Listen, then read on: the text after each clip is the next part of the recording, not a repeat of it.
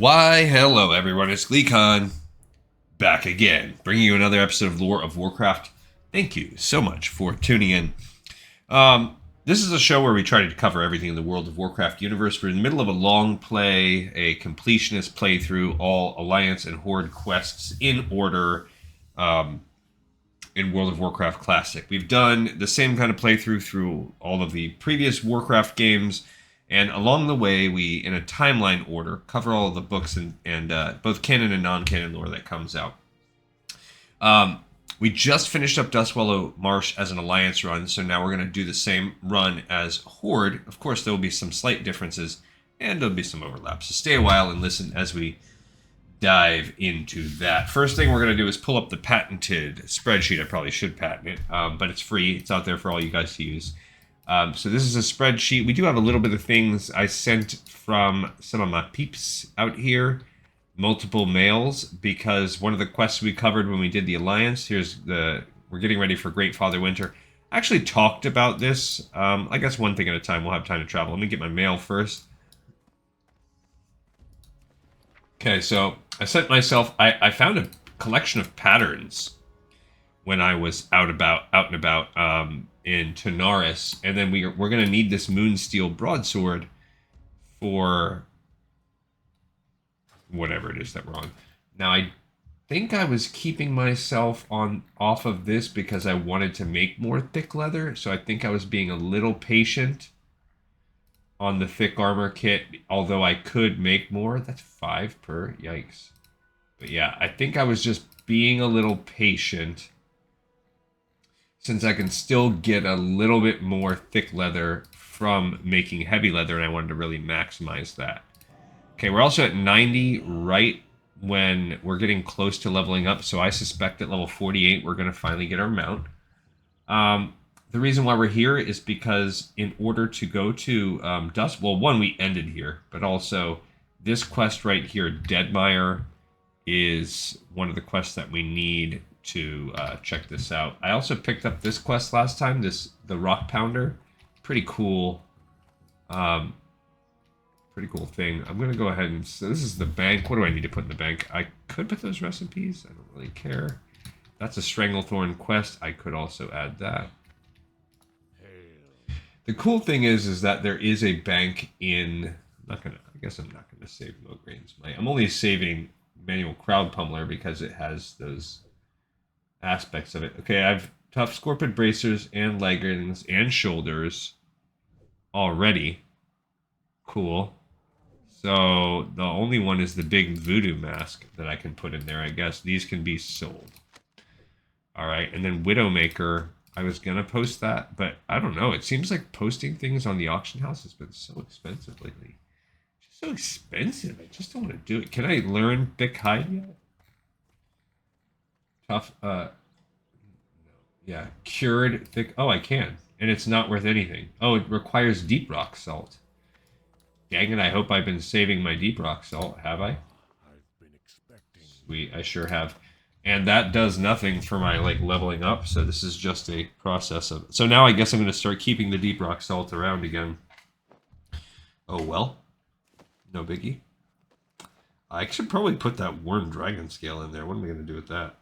Alright, so we'll make a trade. I will put this in there. And I could probably put the Shadowcat hide in there too. Again, what am I stinking doing with that? Yeah, that's cool. I don't know which leather working I'm gonna want. A single red gill? Whatever. Okay, unique jewelry box. I don't want to... I have one bag here. I have 4 eventual potential bag slots. Yeah, that's why I haven't sold that. There's really not a lot to get rid of here. Okay. I mean, I was going to put the Shadowcat hide in there too, because what am I going to do with that? I guess I can get rid of these long tail feathers. What am I really going to do with those bad boys? I don't know. They are actually good. All right, so this is the conundrum. What should I do? I guess...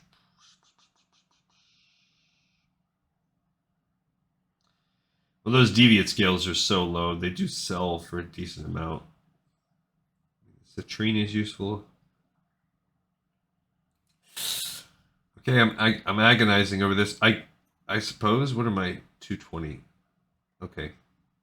I guess I'll keep these bracers, the big voodoo mask, and because I'm kind of close. I guess I'll keep those in there. And I'm gonna sell Mograin's Might, so I don't need that. Yeah, so this is really way longer than I needed to spend on this stuff. I guess I'll go to trade and see what if anyone wants to buy this.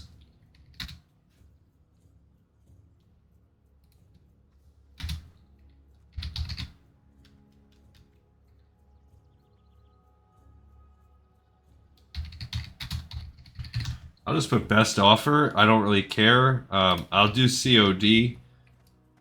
I don't really know what I should get. I would like to get 100 gold for that, but, you know, it is what it is.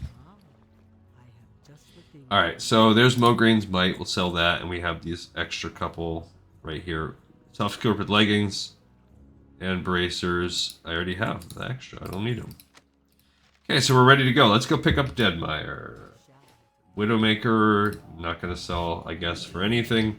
If I vendor it, it's 2 gold. If I put an auction for it, doesn't matter how much, it's like a gold and a half. So if I fail at an auction and then vendor it, I'm only making a gold. So it's a decision of like 1.5 gold essentially. So it's not nothing. Alright, but the only quest over here we really have to worry about is Deadmire. And I don't think there is another one, but let's check it out. Deadmire is an ancient crocolisk in Dustwallow Marsh, and it is his time to die. Old bones grind as he pulls his huge body through the swamp. And although he still moves with the strength and speed of youth, his aging body tortures the great spirit within it. A spirit whose flame will not waver, yet now he lives in constant maddening pain. You must end the life of this noble creature, adventurer. You must lead Deadmire to peace. Alright, so kill Deadmire. I guess he's a old croc that's suffering. If we look back at Dustwallow, so we have Deadmire way down there. Service to the Horde. Merg speaks. What is service to the Horde? It says that's an Orgrimmar. Let's see what that is. Ripple recovery, betray to threaten Feralus. That must be... Yes, we'll talk about that in a minute. That must be like, I guess we'll look it up real quick, but I think that's like a part of a chain, maybe? Yeah, it requires report to Zur, which comes from Marg Speaks. And Marg Speaks is in Stranglethorn, which comes from the Troll Witch Doctor, which comes from the Severed Head. Yeah, which requires the lost. Yeah, so there's this whole chain, and part of it will send us to Stranglethorn. So we're good. We don't need anything else. If you take a peek out at Undercity, would be the only other possible thing to mess us up. And if you look in there. No, we do need wool if I can buy it. We could get Tabitha's Task to pick us up, but I'm not even going to do it. Great Father Winter. Errand for Apothecary Zinj. That's Tanaris. Okay, cool. Alright, so we are going to fly now to Dustwallow and Dustwallow. I always say Duskwallow. I don't know. It's kind of like Duskwood. I'll do a pretty decent length episode today. Normally this is Tuesday, so let's address that. I am going on a 2-week drought without the Patreon. I do have the intention of continuing that. It just, you know, things haven't worked out in terms of my scheduling. The past 2 Mondays, I can't remember what tied me up last Monday. I think, oh yeah, it was work. And then yesterday I had a combination of my wife does major Christmas baking. And if you've been a long-time listener of the show, I've probably talked about it this time of year for the past 2 years, so this would be year 3 of doing that. Well, Lady GleeCon, she makes a heck of a lot of different cookies, and as the cookie baking stretches on for a few days, well, yesterday, this day is falling on a Monday, and she baked the day before, then baked all day, and I've talked about this too. We kind of have like the way our cooking works. She will cook like Monday through Thursday's meals herself, all on Monday, and then we eat leftovers. She'll usually make a couple meals, and then we kind of pick and choose what we want, and then we can also supplement whatever we want throughout the week in case we want leftovers for lunch or whatever. So she baked the day before, baked all day yesterday, and made 2 separate full dinners.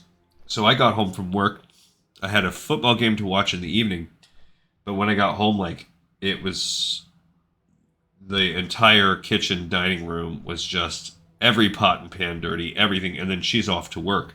And I knew she was going to be coming home to bake again, because like I said, she'll be baking for a few days. So I basically eschewed all of this. I put the football on in the background, and I spent probably like 4 hours cleaning.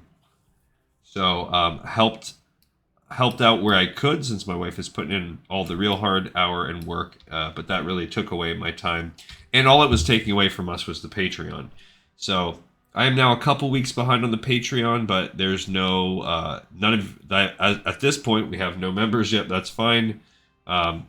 When I get a minute, I'm going to probably add a membership on YouTube, and I'll upload all the videos to there all at one time for the members. We have about 25 episodes, and we're doing Assassin's Creed Altair's Chronicles right now. That's probably going to take about 4 episodes to play through. I've done the first. Won't be a hard game. It'll be fun to play, and should hopefully actually finish that in the next week, because I will be having some time off of work, so I'll get a chance to take. Actually, I think one of those days is Christmas Eve, so I don't know. We'll see. But we'll be finishing it up pretty quickly in the next week or so. So normally what I would do on Tuesday is drop a shorty for you, but looking at my schedule, today actually opened up a little bit nicely. So typically I work a little bit later on Tuesdays, but my son requested a sort of a Mayday. The life of an 8th grader. He's on the Romantic Rocks, and so in a kind of a spat of avoidance, he didn't want to be around his ex-paramour. So I needed to bring him home from school so that he didn't have to stick around in an awkward situation. And it was kind of an out, because when I work these extra hours, I don't get paid. And with the break, with the vacation, a couple weeks off coming up, I have time to get caught up on work on my own, working from home. So there's just a nice little.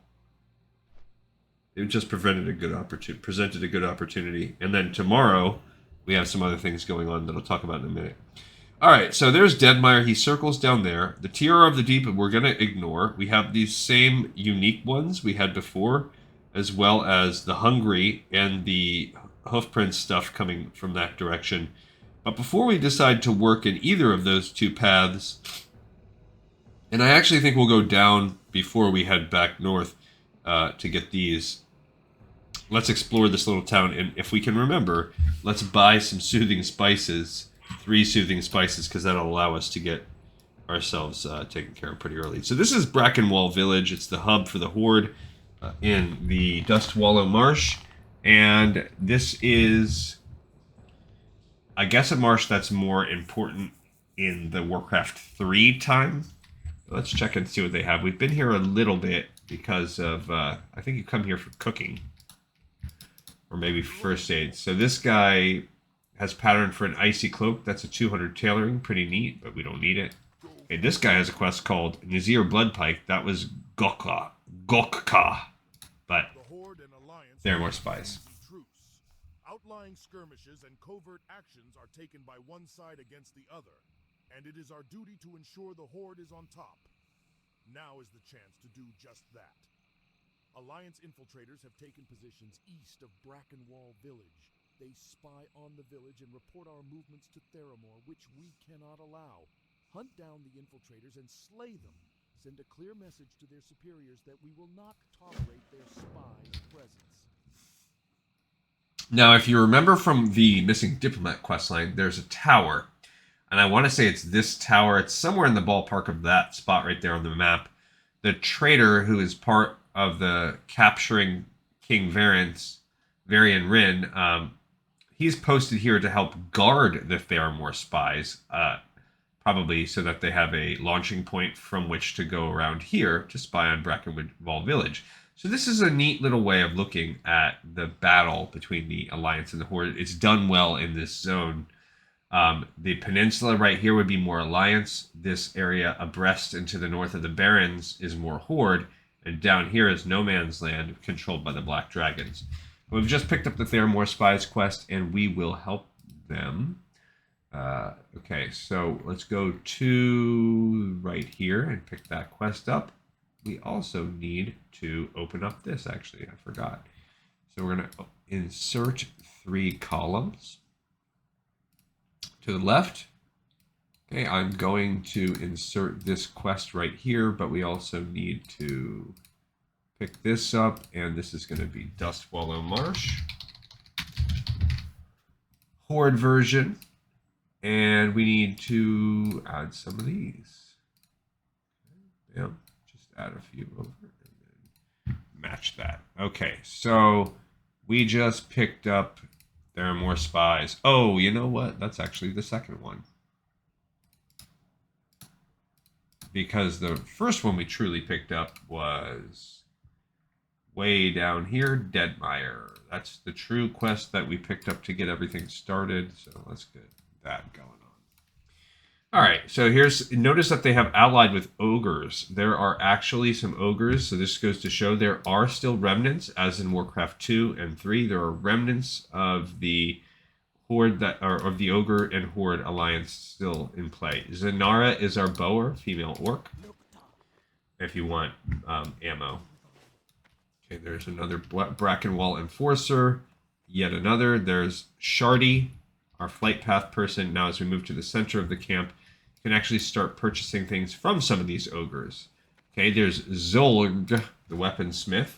He can sell a big stick. That's a 2-handed staff plus 15. I'm not going to pay 5 gold for that. And this is Krog, a PvP person. Much of the Dustwallow Marsh for themselves, but the Stonewall clan, with our help, has been able to push them back. So BT dubs, that is the clan of ogres we're helping, the Stonewall clan, and this is the guy, like his counterpart on the Alliance, Commander Vimes, who's going to tell us some about the inn. The humans built an inn on the edge of the Barrens, the Shady Rest they called it. Weeks ago, it was burned down. The war chief told us to leave the humans alone so long as they didn't cross our borders.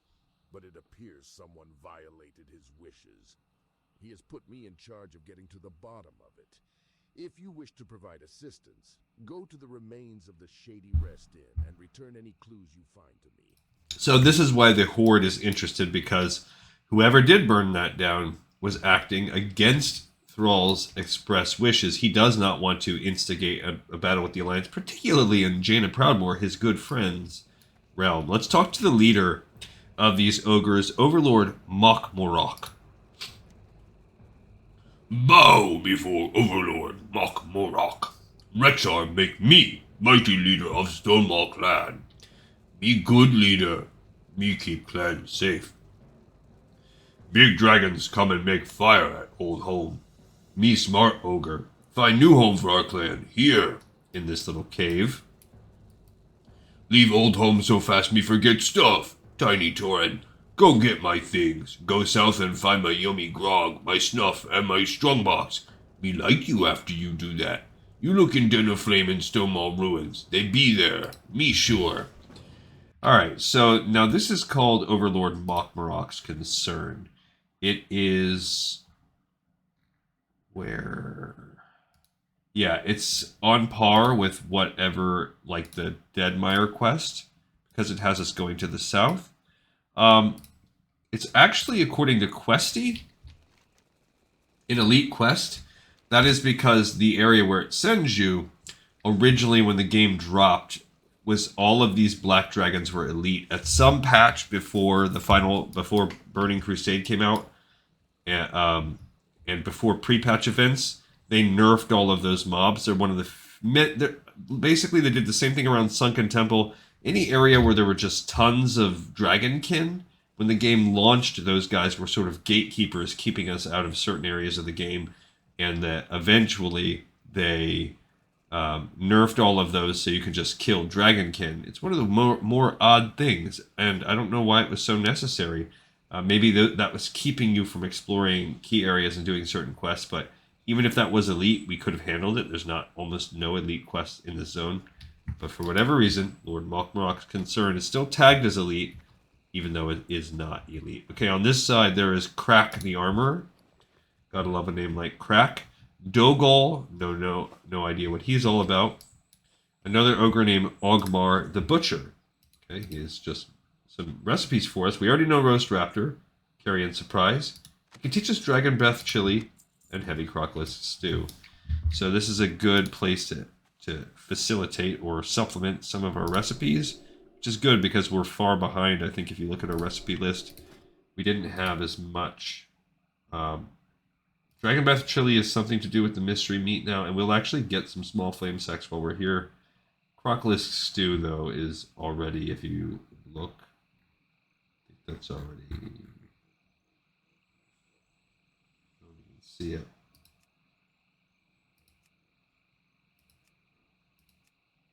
Oh, there it is. Yeah, that's already deeply gray, so thanks for nothing, Ogmar. Behind here, there is a troll female named Balai Lokwine. She is a reagent seller. She is the reason why we came here, because she will get you to that next tier of first aid. So that's why we came here already. Okay, so before we wrap up, there is a couple more things here. There are a couple more quests. Okay, so within this cave, there is sort of an advisor to the Stonemaul Clare, Drazilb. The name's familiar. Perhaps, if you notice, he's got orange as opposed to red. He's potentially from a different clan, or else it's just maybe bad lighting in here, of the Stonemaul. And he has a quest called Identifying the Brood. It's a two-headed ogre.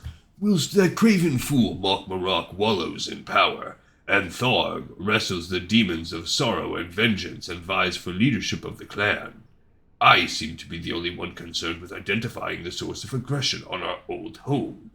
Why the puzzled stare, Gleekensole, expecting me to speak like an uncouth ruffian merely because I am an ogre? Now back to business. Bring to me the hearts and tongues from the whelps and hatchlings. I shall trace the root of this evil. Okay, so Drazilb is like, this is all well and good, but why? This is called Identifying the Brood. So if you notice this brood quests, this is the last chunk of real quests, so we're going to save it for last because it is a tiddly bit harder. And Tharg is the other one he was just referencing. So there is one other ogre, and he has one called Army of the Black Dragon. Mok'Marok was made overlord by Rexxar. He cared more for power than he cared for ogres. Black dragons kill many ogre. Kill Tharg's wife. Mok'Marok tell us to run. Make us come here. Ogre should fight. Ogre's not good at running. Mok'Marok care only about Mok'Marok. Me call Stonemaul Ruins home. Me like it in the south. This place not home. Help ogres fight Army of the Black Dragon. Me want revenge. Me want to go home. Excuse me, that makes my voice hurt a little bit. Army of the Black Dragon. Okay, so cool. We have various reasons to go down there now. We also, really, we have a ton of reasons to go down there. All right, and we have these infiltrators to kill. We also have this hungry quest, which will send us up this way. This quest is going to send us back and forth. So before I actually go up there and before we head too deep down there, we're actually going to hit up these series of quests. That does give us a little bit of a I don't know what you'd call it. Like, actually, I'm going to go ahead. We're going to look for Theramore Spies while we're out and about. So that gives us a sort of a dynamic. You have two guys, Tharg and you have Mok'Marok. Tharg, they're both, neither are right. Mok'Marok did act as a coward and ran. And the other guy is right. He's not good at what he does because of his cowardice, which doesn't fit in with the Horde, and it certainly doesn't fit in with ogre nature. However, he's also not wrong. The Black Dragon Brood, I don't care how good the ogres are and big they are and good at fighting they are, the Black Dragon Brood would have straight up murdered them. So, Mok'Marok is not wrong in that had they stayed, they would be dead. On the flip side, the other guy's not wrong. Tharg is not wrong because Mok'Marok is cowardly, selfish, and more concerned with his own position than he should be if he was going to be a good leader. As you saw there, the Theramore Spies are both stealth and neutral. So if you are not on this quest, it's incredibly hard, if not impossible, to tag them. Let's go talk to this guy. We already did this quest last time from Mud Crush Dirtfeet, Hungry. Mud big ogre, me hungry. No, you go bash fishy. Bring mud food. You feed mud or mud eat you. Cool. Okay, so that's a neutral quest that we did before. Mudfeet there doesn't care what faction you're a part of as long as you feed him. Okay, and let's also go down and get these 3 things because they might send us to some other places in the world. But then we're going to pause and we'll kill these spies and we'll head back up and start picking up Stinky's Escape, Soothing Spices, the Lost Report, and we'll get these Myrefin heads. I want to accomplish all of that in one go. When and if I can. But yeah, we can get the spies too. And like I said, we're going to save. We're not going to do this today. Tomorrow's episode now. So like I said, tomorrow I saved the shorter one because tomorrow I actually do have an event. We're getting closer to the break, thank goodness, but we're getting closer to the holiday season. My son is going to be, he's part of a jazz band, and they are going to perform at a hospice facility. So I have a truck, so I have volunteered to help shuttle the jazz band's instruments and then, basically chaperone the event. So I will be gone most of the evening. I will come back. Well, it's not exactly super exhausting, but when I come back, I'd rather have a short one than today. All right, so the same 3 things to pick up before, we can pick up now. So there are the suspicious hoofprints giving quests that comes from these hoofprints. Rows of hoofprints lead away from the still smoking skeleton of the Shady Rest Inn. There are at least a few visible impressions with more rows of prints almost imperceptible in the soft mud of the marsh. So there's all kinds of prints. And some or all of them are hoof prints. I don't know. It's hard to say. But that's the easiest, lowest level of the 3 we pick up here. Let's go ahead and pick it up. Okay, there's also the black shield, step 1. An iron shield blackened by the fire that raged through the inn is affixed to the crumbling chimney, one of the few remaining parts of the structure that once made up the Shady Rest Inn. The shield can be removed from the brick of the chimney, which we do. Okay, same quest also as Alliance. At this stage, step 1, there's really not much different.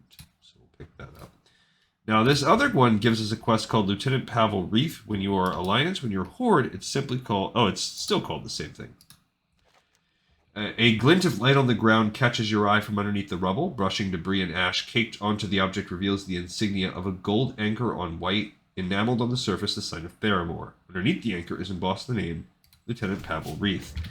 Now, that one I'm not sure. Yes, this one is slightly different. It is a lower level quest, and it's mostly because there's not a lot that we can do with it.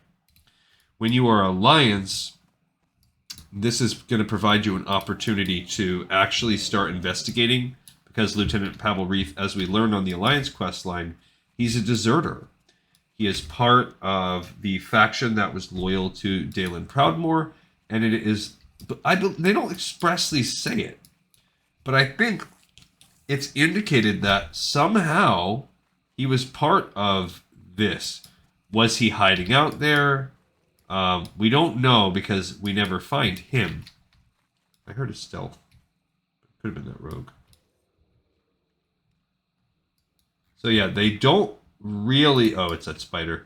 They don't really get into what's going on. It's possible that he was part of it. It's possible he just liked to hang at that inn, and that inn was more like a Cantina on Mos Eisley vibe, and there's another Darkfang lurker. And he wasn't there. We don't know what the Hoofprints were. The Alliance suspected they were centaurs. They could be planted, or maybe there's something else. So we're going to combine what we've already learned with what is still to come.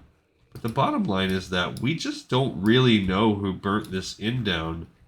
It was a wrong place, wrong time type of situation for the people that ran this in. Okay, here are these infiltrators. These are high elves, and we're killing them. They're high elves loyal to the Alliance. They're also stealthing around these Darkfang lurkers. We only need to kill 9 of them. So nothing too shabby. We can find the 9.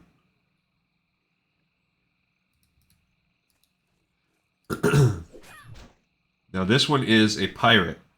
It has the Defias model on it. So it's not exclusively not high elf, so I guess that's cool to know. This quest is low enough that these guys are not helping out at level 47. Level 47 is about where we were with the Alliance too, and we just rocked this zone. I do not foresee almost any difficulty. I don't know that we will... We got to 48, barely. With the Alliance. I don't know that we're going to get to 40, because we were about 3/4 of the way. We needed only about 20,000 XP. We need 80,000 XP on this account. So I don't know that we're going to get there. There are a little bit more quests, but I think we might lag behind a little bit. And our next zone, yeah, is Stranglethorn. So we'll have plenty of chance to catch up and grind on Stranglethorn. We're just looking out. So while we're walking around too, as I think about it, let's... Oh, that's a spider. So I looked into the... I looked into the Christmas quests, and I've decided to hold off a little bit on us doing them on this episode until actual Christmas Day. Either Christmas Day or the day after, because a big part of the quests is to... Ooh, that's a 9 necklace. It's much better. A big part of the quests is... or the Christmas thing is opening the presents, which you can't do until Christmas and the week after the 12 days of Christmas. Not even 12. Christmas, and from Christmas to New Year. That range. There's another... a high elf. And all of the other quests, the Metzin and all the things that go with it, pretty sure they can be completed in one day. So I will wait and we'll do an episode like that. Like Christmas and the day after Christmas, and I'll start running those quests on my own in that same time period, because the easier quests are opening up the presents. So I will run those quests at that point in time. There's no rush.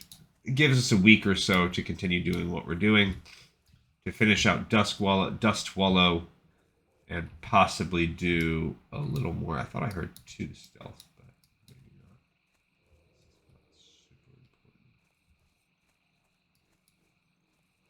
We need 4 more of these guys. It's kind of annoying to find them. Even with our higher level making the stealth detection easy.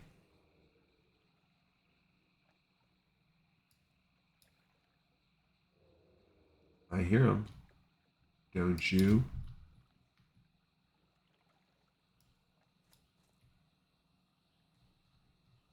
are they? There. Okay. Does help to have that audio on when you're looking for stealth creatures. There's usually a tell. So the fact that I talk and never shut up doesn't help me. There's a guy right there. But yeah, I'm looking forward to that. So I would imagine tomorrow we'll do a shorty. Like I said, it's going to be, I think, Theramore Sunstrider. And then we'll do... This will probably take us... My guess is 3 episodes. So...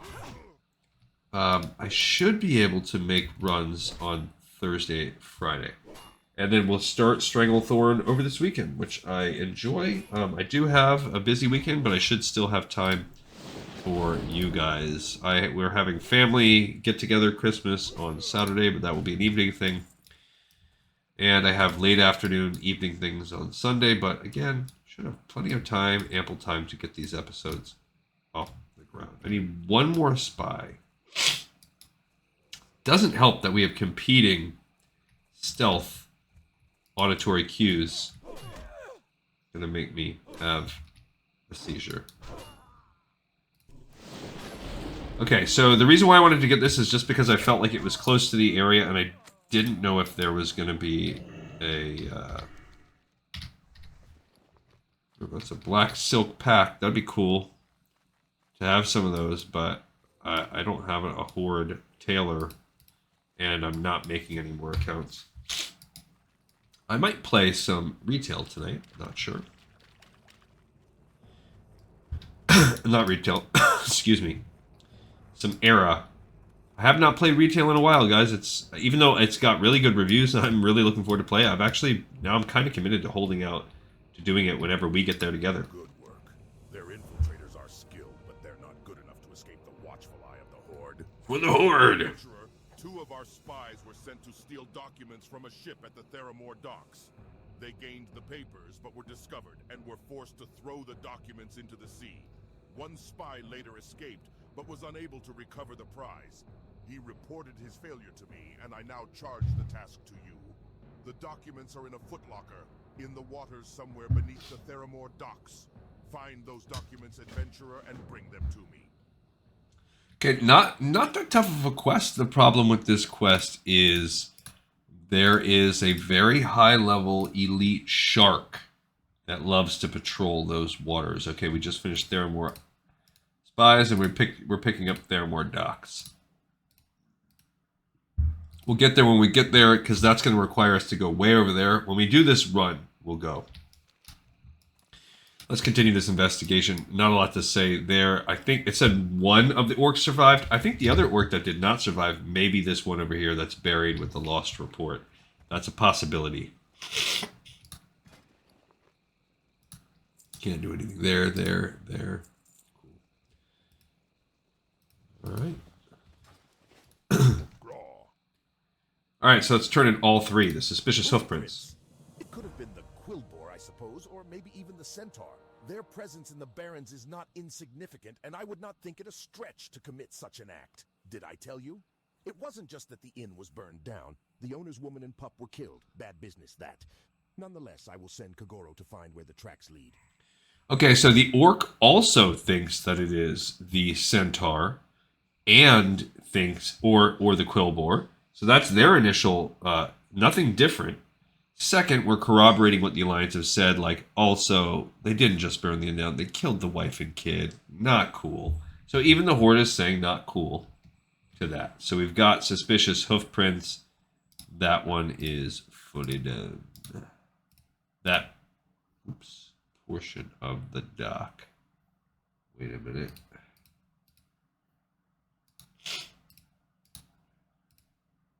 Is fully done. So, cool. An elite one, all taken care of. Oh, we need to buy soothing spices while we're here. For the Horde. Kogoro, I require your presence. And this guy, Kogoro, Go to the Shady Rest Inn and follow the tracks. See where they lead and report back to me. Understood. I will return shortly. Basically exactly what happens with the Alliance. He calls a scout to go check it out. What is it we want? Soothing spices. Maybe this lady has it. What you're looking for? Soothing spices? Spirit Iridium. Question mark? Huh.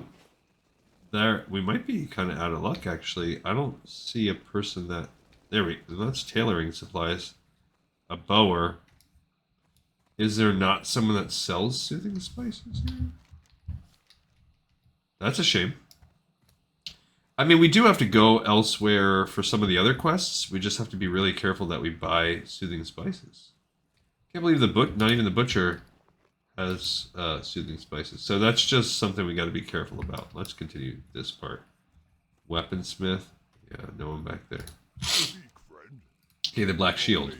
What's that you have there, Gleekensil? Evidence from the remains of the Shady Rest Inn? I grant that humans have strange decorating tastes, but would they use a plain iron shield to adorn their fireplace? Perhaps this shield was placed there by the ones who burned the inn. A warning? A threat? So that's an interesting point, too. So already I thought, like, okay, why are we automatically tying this to it? But that's a good point. This isn't like an ornamental shield. This is just a straight up banged up crappy shield. So perhaps it is a sign or a clue. I don't see anything out of the ordinary with this shield. We should have Dogol, the blacksmith, take a look at it and see if he can tell us more about it. But I wouldn't hold out hope. Okay, so he wants us to continue now with the part 2 of the Black Shield, which both of them have a Black Shield. Both of them require you to go talk to the blacksmith in town. In our case, it's Dogol.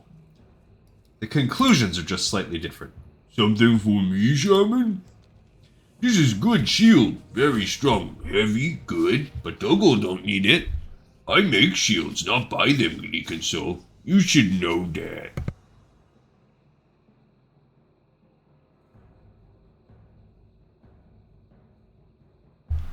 Okay, so let's see what that brings us here. We're going to check that one off. That's an easy peasy one. Now, here's where it diverges. We will have a Black Shield Quest 3, which the Alliance just doesn't have anything. They're just like, I can't tell you. It's big. Maybe a Tauren arm. There's writing right here on the rim of the shield, but it's hard to read from all the burned stuff. I need acid to make it clear. Venom from the Dark Fang spiders in the marsh will do good. Give me some of their sacks so that I can clean this up.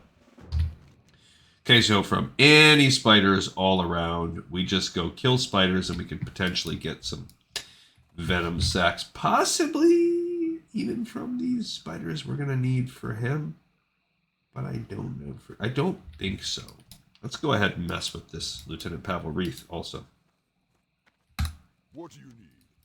Be safe. Have you found any leads on what happened at the Shady Rest Inn? I know this human, Paval Reethe. Pathetic even for his kind. He deserted his fellow soldiers and is now hiding out in the woods. I sent Ogron out to track him down. Some of the others suspect he's been stealing from our supplies. I think I saw Ogron heading off to the southeast. Okay, so that's really about it for Lieutenant Paval Reethe. That one, well, it says it dead ends, but it doesn't, because there is a quest called Questioning Paval Reethe. So where do we get that? Oh, he says it's... So you can. So it actually picks it up. Like, you've got to go down there, actually walk to the southeast yourself. It doesn't give it to you, but if you do go there, you can find out. And on the way, I'm going to do this right now because I also want to see if I can get some of these spiders. We need a total of 6 venom sacks. And we don't want those guys. We want the actual spiders now. So now it's the opposite. We want the stealth, but we want the spiders this time.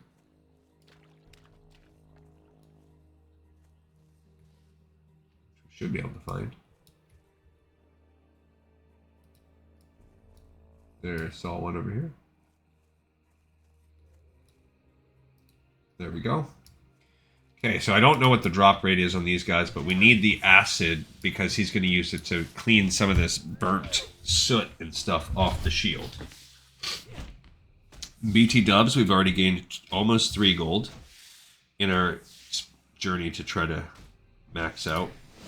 We want to get enough gold to get all our powers, so we probably want somewhere in the neighborhood. Okay, that one just had white spider meat.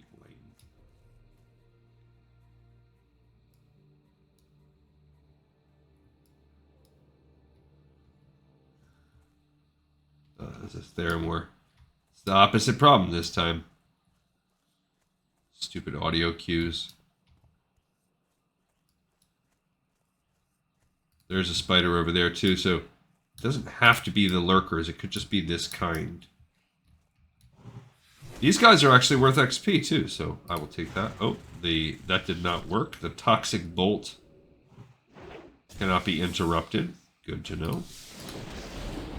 Okay, I did not get anything cool from that guy. You also can't stun. I mean, you can't skin these spiders. Excuse me, but we're actually getting XP, so I'll take that. And they are poisoning me. Alright, so I've killed 3 to no avail. That's lame. We're going to do this questioning portion, but I also, while we're here, I want to get the spiders. So here is Ogron. So he is an ogre that's been sent to go out and question this dude. Guess I'll kill this guy. Yikes. KBN is hosting MC today. Inns starting turning mean. Cannot, like, there's like no, there's a couple. I was gonna say there's like no actual words in the English language in there. There's a couple. Thick leather. See, that's not what we need. It took a long time, but I found Reethe. He hid good for a human. Ogron worried that he might be crazy after so much time in swamp. You come with me, for we go get answers from him. So that's a cool thing. Excuse me. We actually get to go question Paval Reethe. I don't think we get that from the other side. So that's neat. Here's a new wrinkle in the development. I noticed a fire on the island over there. A human too. Let's go check it out, Gleek and Soul.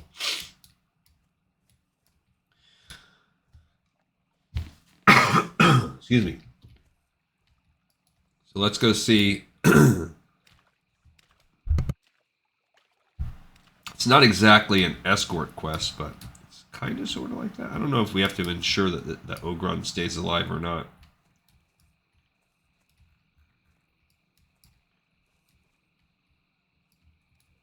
I like my new hammer. It's pretty good. Okay. Maybe that Drazil guy is just coloration from the shadow.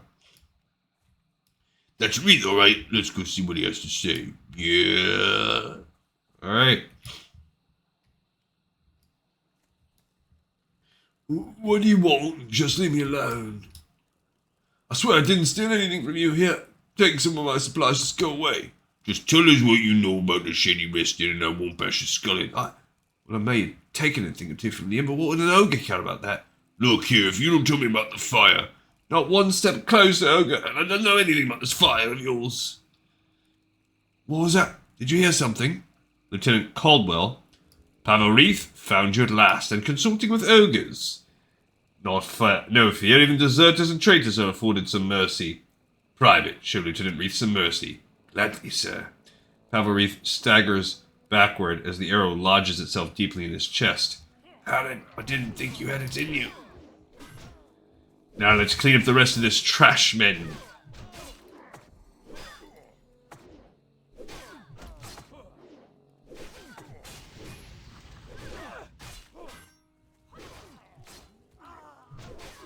Okay, so...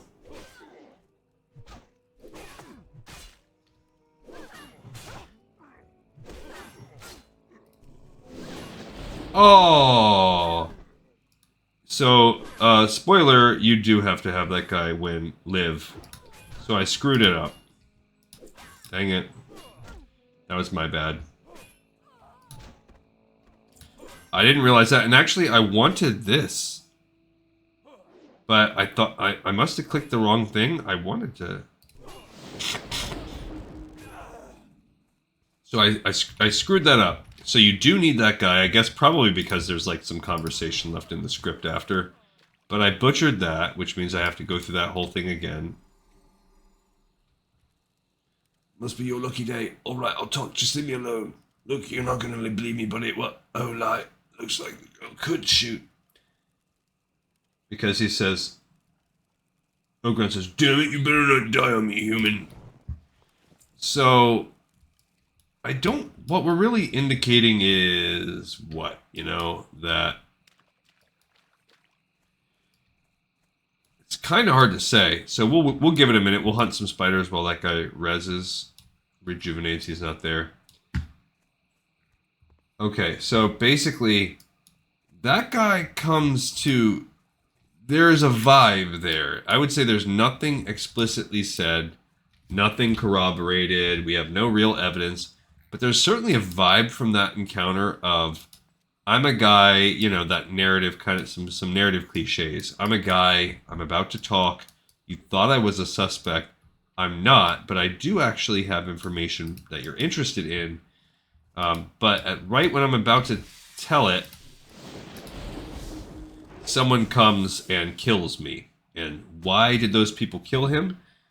So why did Lieutenant Caldwell and Private Holland actually kill him? What the heck is going on? Now, that's interesting. Now, it would seem to indicate that there are some members of the Alliance that are interested in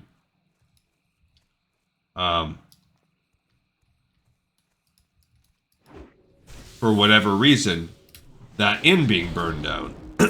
Now, in a vacuum, this presents a bigger mystery. Why would they want that? We found these scattered weird hoofprints and this shield deliberately laid there. This badge deliberately left there almost. And the Alliance itself can't. What kills this is that the Alliance doesn't get the opportunity to investigate that.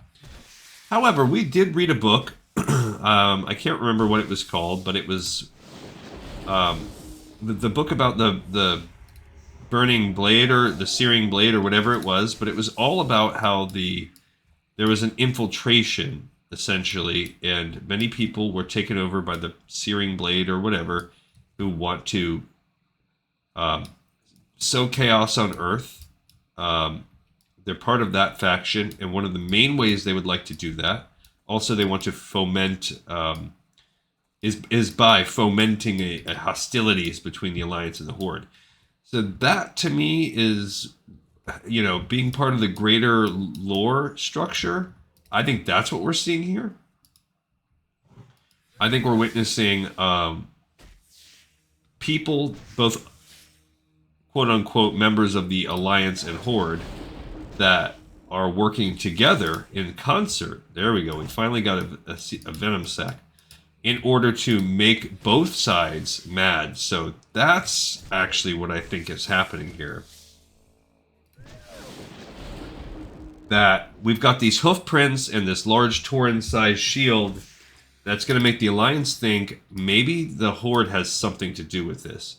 And then from the flip side, you have... you know, it is an Alliance.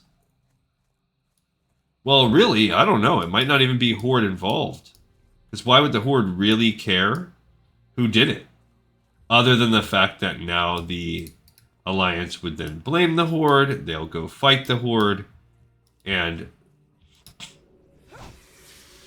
that in itself would create conflict. So it would seem that there are members of the Alliance and possibly the Horde that are part of this Searing Blade, Burning Blade faction, whichever one it is, and that they are trying to make it look like people from the Barrens, people from the Horde, have burned this inn down, although they're doing a bad job because neither side even has made explicit ties to the Horde yet. They're just like, maybe it was centaurs, maybe it was whatever, and they send scouts out to go and look.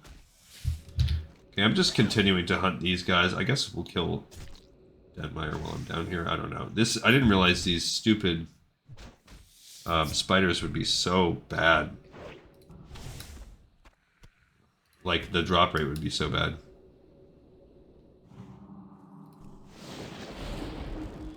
So I don't know if I've ever fully pieced that together before, but that's what I think is happening.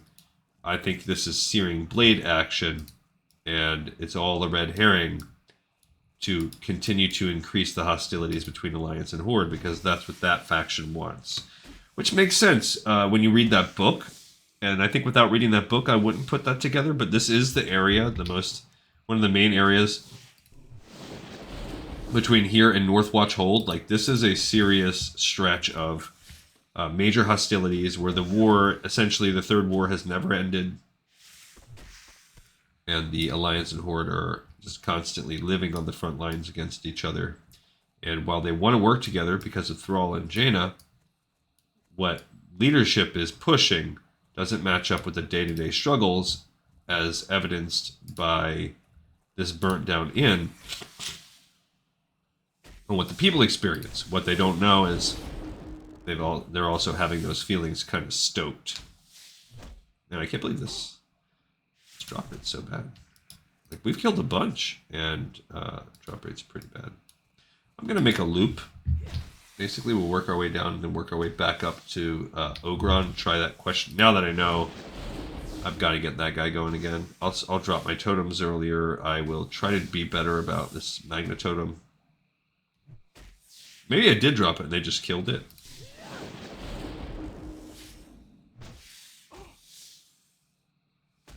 Come on. There we go. We got our second one. Slowly but surely grinding it out. Where am I at for levels too? Yeah, we're working on this. The crit of my lightning and healing. I don't use really lightning that can crit. I don't believe lightning shield can crit. So it doesn't really affect that very much. I guess chain lightning. If I get to be in that mode. Keep an eye out for my lightning balls, but I think it's just 114 every time. Yeah. Which it procs about the same speed as my actual hits.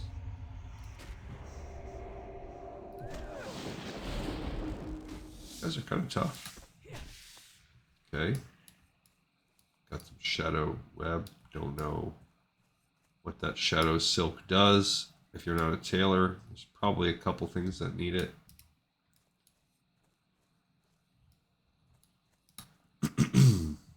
All right, but before we can confirm this quest line, we're going to need this acid, and we have to go back and try to not die with the Ogron. Oh, this slowed us down. I'm still not going to mess around with the dragon side of things tonight. My goal, I do want to push up to this part of the thing, and we should get there. Like, just terrible drop rate.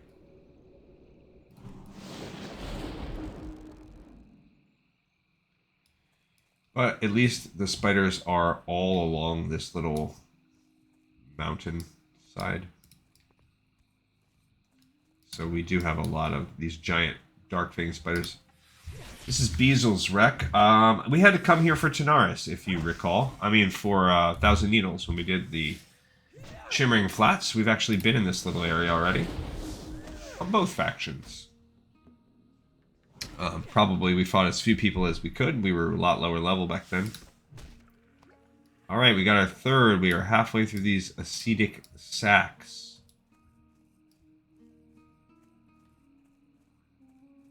Alright, there's another giant Darkfang right over the hill. So, for those of you that are cookie lovers out there, maybe I'll give you a little peek of what kind of cookies are being made in my homestead right now.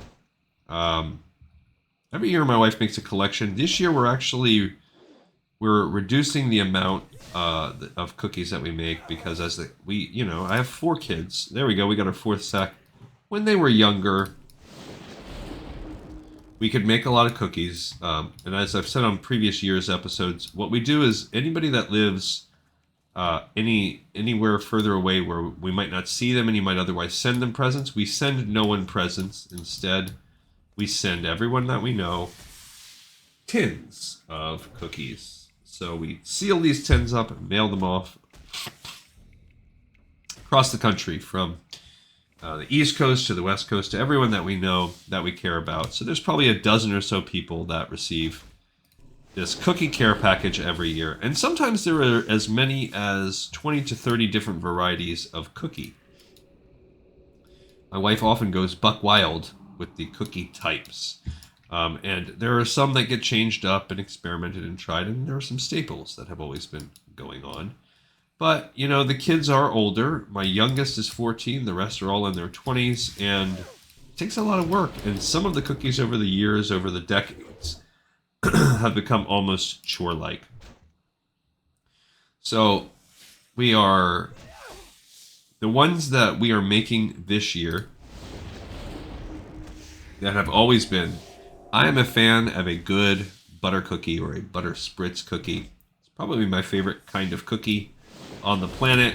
If you want a commercial brand to give you an idea of the type of cookie palette you're looking at, look to the Pepperidge Farm Chessmen.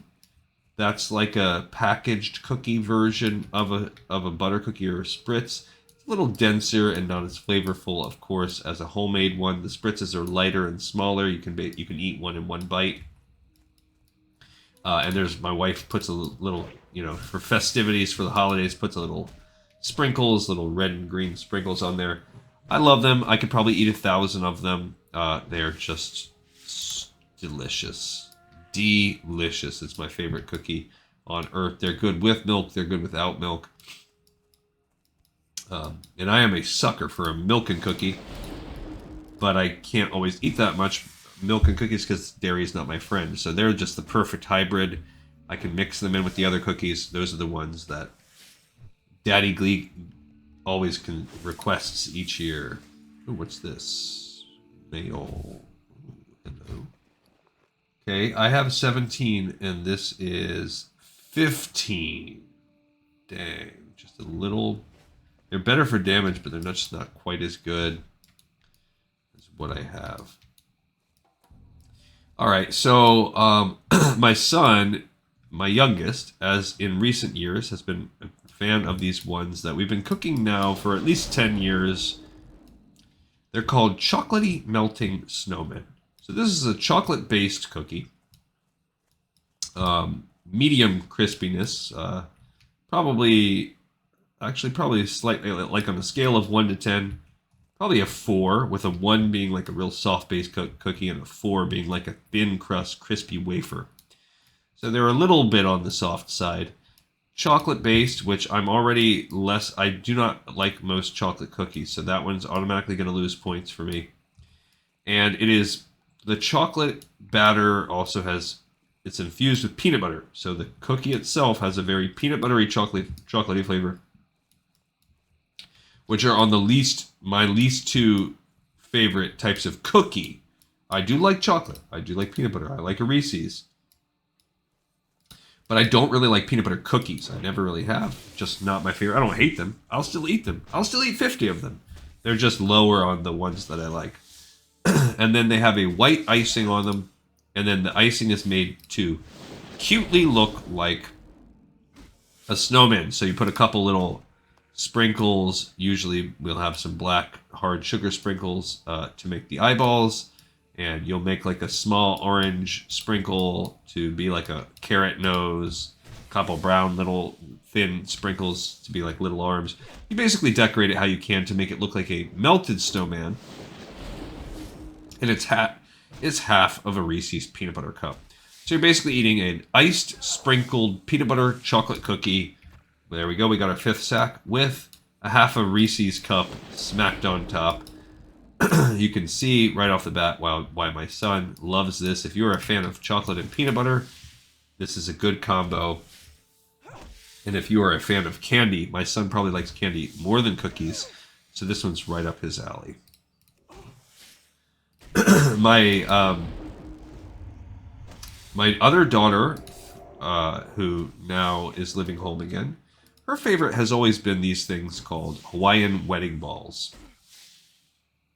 I am fine with them. Everybody is fine with them, but the problem for her is nobody else really cares about these Hawaiian wedding balls, so they've been vetoed this year. She is not getting the cookie that she wants. She gets free room and board now as an adult woman. She's not getting her specialty made cookie just because nobody else really cares. What they are is a ball. So when, normally you take a blob about the size of a diameter of, say, a quarter, and you plop that on a cooking sheet, and that's how you make a cookie. And depending on the consistency, the ingredients of the cookie, that will determine how that cookie bakes. Most cookies will flatten out and make that cookie shape.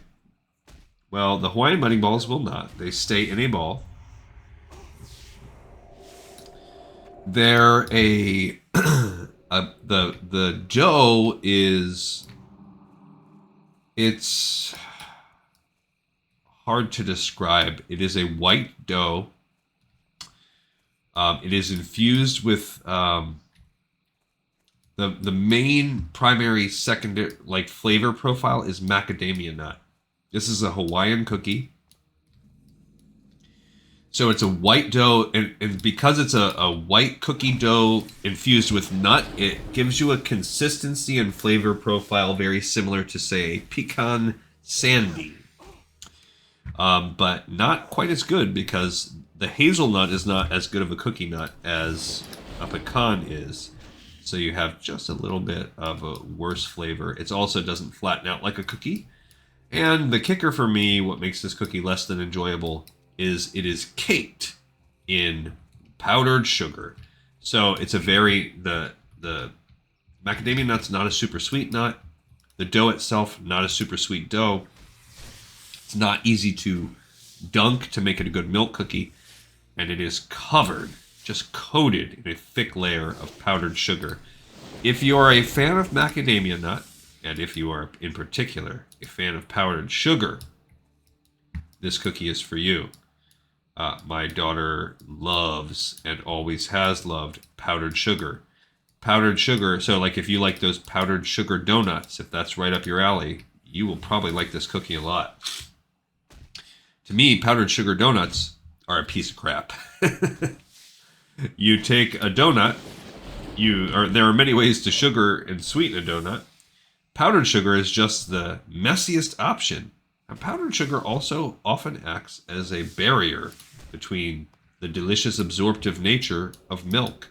So when you try to dunk these little Hawaiian wedding balls, they actually do not dunk very well, despite the fact that they're kind of dry and thick and otherwise would profile as a nice soak up your milk dumping cookie. But no, it doesn't turn out that way because the stupid powdered sugar seals them off from all the milky goodness that would make them just slide down the gullet. Okay, we're out of the zone of the spiders and we still need one more. So that's not going to get made this year. Now I'm not killing those dragons either. So that brings us to what is going to get made. My other daughter, my other son, their cookies, they're less picky. The ones that they like are the ones my wife is going to make no matter what. So they just like mom's staples. My wife will always make a macaroon. That is her dad's favorite. It's at the top of everyone's list. She makes a hell of a macaroon. It's a tricky cookie to make because you have to use the double boiler and everything. They can be difficult. You have to cook them, cool them, then dip them, cool them. You have to store them in a certain way. They're a tricky cookie to make properly, but wow, are they yummy. If you like coconut, just basically sweet, big hunks of coconut dipped in chocolate, they're very good. I like them because I love coconut, but they are useless for dipping. They're not absorptive at all. Coconut does not absorb milk. So as far as that goes, but they don't need to be dipped. They're such a great cookie. They stand on their own. That's a crowd favorite. All of my kids also love fudge. She will usually make a couple kinds of fudge. She'll make an Oreo cookie fudge, is a common one she makes, and she'll also make a walnut fudge or an almond fudge, some things like that. My kids all love it. I'm not really a fudge fan, but fudge keeps very, very well. So usually the fudge is one of the last things left. You can package it, you can send it, you can put it in the fridge. It will keep for a good month or more, just sitting in the fridge. My kids will munch on it. There we go. We finally got our last acid in my cookie talk here. All right, so while we're down here, we might as well go get Deadmire here. I mean, we're here. And if we have to fly around, we might as well be done with him. So let's look. He does just do a loop around this dead mire spot, this gray lump. So we're going to loop and keep an eye out. He's a big croc. So you just have to kind of keep your eye out. He pats, and there he is right there. We found him quite easily. He's a big white croc, as you can see. He's like an albino crocolisk. He's just so much tougher and bigger than the other crocs. Crikey. So that's it. Not really a lot to do on this one. We didn't need some kind of special mission or like piece of skin or hide to go find him. Just go find him. He doesn't do anything special. He's just a level 45 croc. Just pretty tough. That's it. Nothing to do. We got his tooth. We'll bring that back. I'm going to skin him for good measure. Cool. Got a heavy leather out of it too. That's what we want. Let's go back and question Reethe and not have him die this time. All right, so she's made that. Another one she always makes is she'll just take pretzels and dip them in chocolate or candy melts, Christmas colored, sprinkle them with sprinkles. So you get red, green, white, chocolate covered. Sprinkle them with some red, green, clear sprinkles, and she'll just make a couple bags of pretzels that way. Again, they keep for a long time. They pack and ship very well. They're almost like the styrofoam eggs or whatever that you would use when packing. They fill up the interstitial spaces in the tins of the cookies. You can eat a ton of them. They're very flavorful. They're very yummy. Who doesn't love, in all honesty, who doesn't love a candy or chocolate-coated pretzel? I don't think I've ever met anyone that doesn't like it. Because if you don't like chocolate, the candy coating, it's just that salty, savory combo. Of course, they're useless for dipping. I would not even touch a macaroon, even though it doesn't absorb. I might dip it in my milk psychologically. I'm not dipping the pretzels. That's not happening. But they're so good. Pop them in your mouth. You could eat one. You could eat 1,000. The other fan favorite, that's probably my oldest daughter's real true favorite, is Toffee Bar. This is not a real cookie in the same way that the others are. She loves it. Let's go kill these guys. Let's go follow Ogron. So basically you take... she doesn't use graham cracker. She'll use something else. Some kind of butter cracker or something like that. I don't know exactly. You take that, you mush it up, you mix it with butter. Can't remember how. It's almost like you'd make a pie crust with a cookie crust. Okay, I guess we are aggroing this guy. So you make that, and then you basically cover it in chocolate, toffee, and almond slivers. That's it. I think there's a lot of almond extract that goes in there too, which almond extract is delicious. It's a delicious addition to many baked goods. And that's it. You then keep it cold till it's very hard, and then you cut it into like a bark. It's basically like a bark it's like a bark with a cookie crust or whatever. All right, we're gonna drop these down.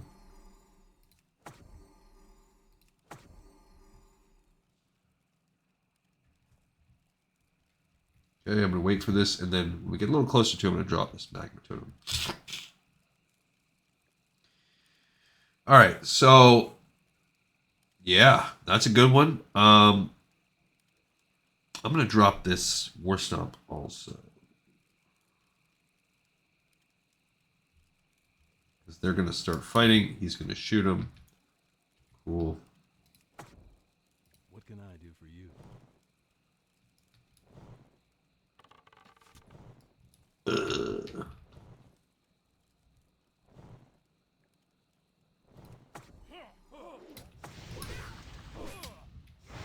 Okay, so I don't know if this is going to work in terms of overall who's fighting these people. They seem to be fighting him pretty well. The skirmisher. I don't know. It seems like there's less. He's Lieutenant Caldwell's aggroed onto me. I don't know what that girl's doing. Oh, she is fighting him. Okay, he's about half life.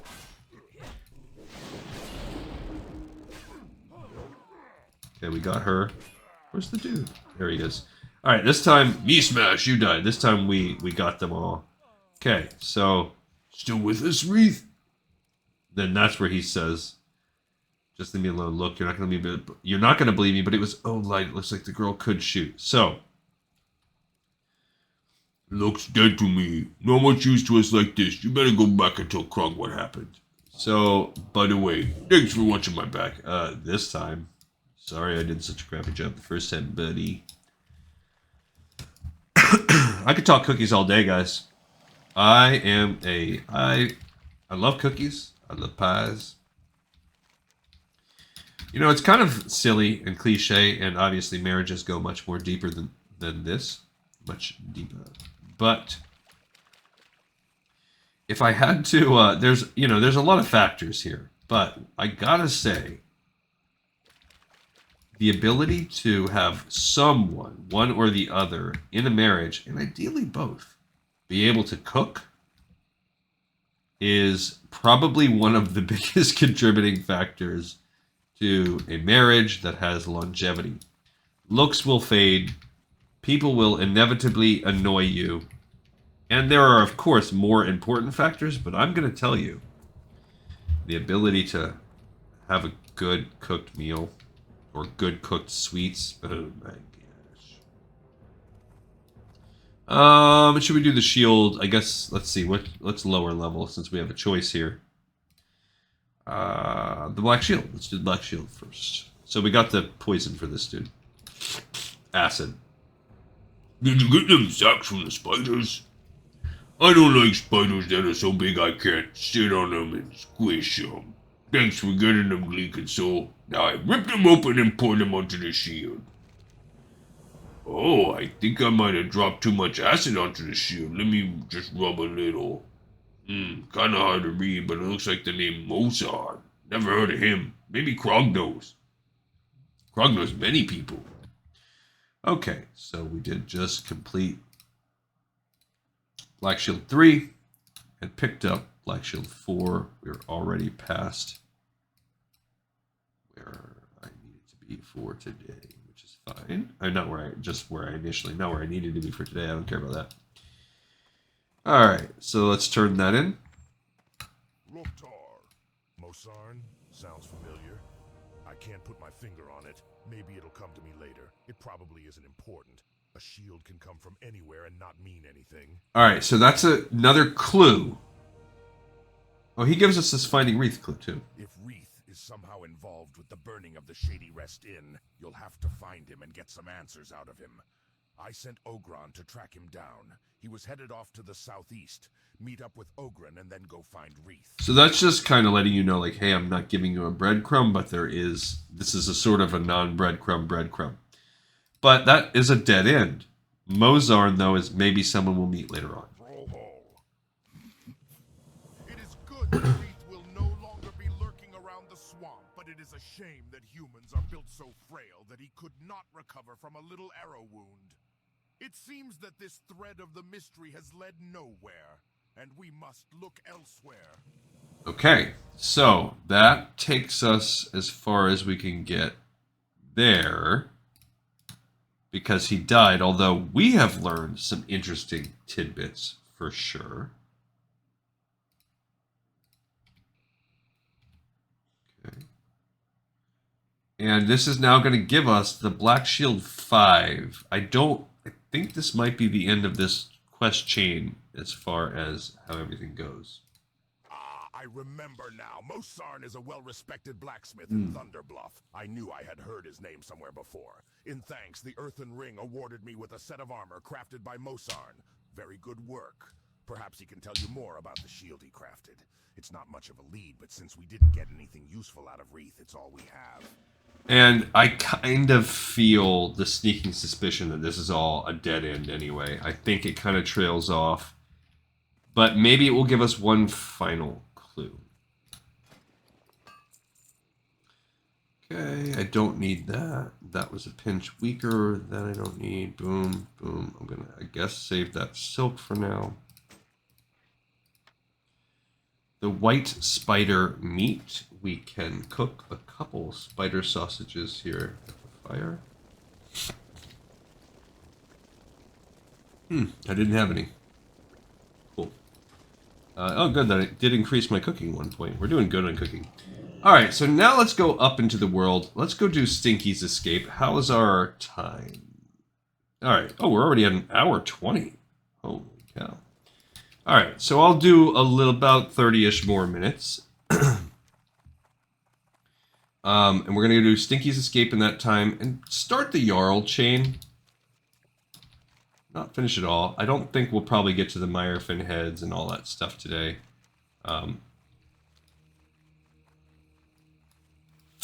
Stinky's Escape's pretty easy if you remember. I don't think it's really an escape in the same way. I think that's the one where we follow him to the swamp and he looks for some stuff. The Lost Report, that might be some... we need that one too before we start heading back to Thunderbluff. We have, by the way... Oh, we have got about 8,000 XP. So that's good. We have completed about 10% of our remaining level requirements. Let's talk more cookies, because really, I love that. Now, there's also some staples that my wife will make every year that are medium. Okay, so she likes the best these butterscotch cookies. They're just like a cinnamon, maybe not cinnamon, almost like a cinnamon ginger flavor with butterscotch chips. On the crispy scale, they're probably like an 8 out of 10. I don't really like them. They're like one of my least favorite cookies. They're fine. Again, that being said, I would eat like 50, but I need milk for them. Great. Finally something that doesn't want to eat me. I need help handling the critters around here, and you fit the mold, lady. A goblin from Ratchet named Meebok Mizzyrix needs some bog bean leaves for a potion or something. I honestly don't care why. His money was good, and I know this swamp, so here I am. Too bad I got myself surrounded before I found the bog bean. Can you help me out of here and watch my back as I look for Meebok's plant? Okay, let's get started. Now, the problem, so also those butterscotch cookies, I think they also are like cooked. I think they have powdered sugar put on them, and then they're cooked.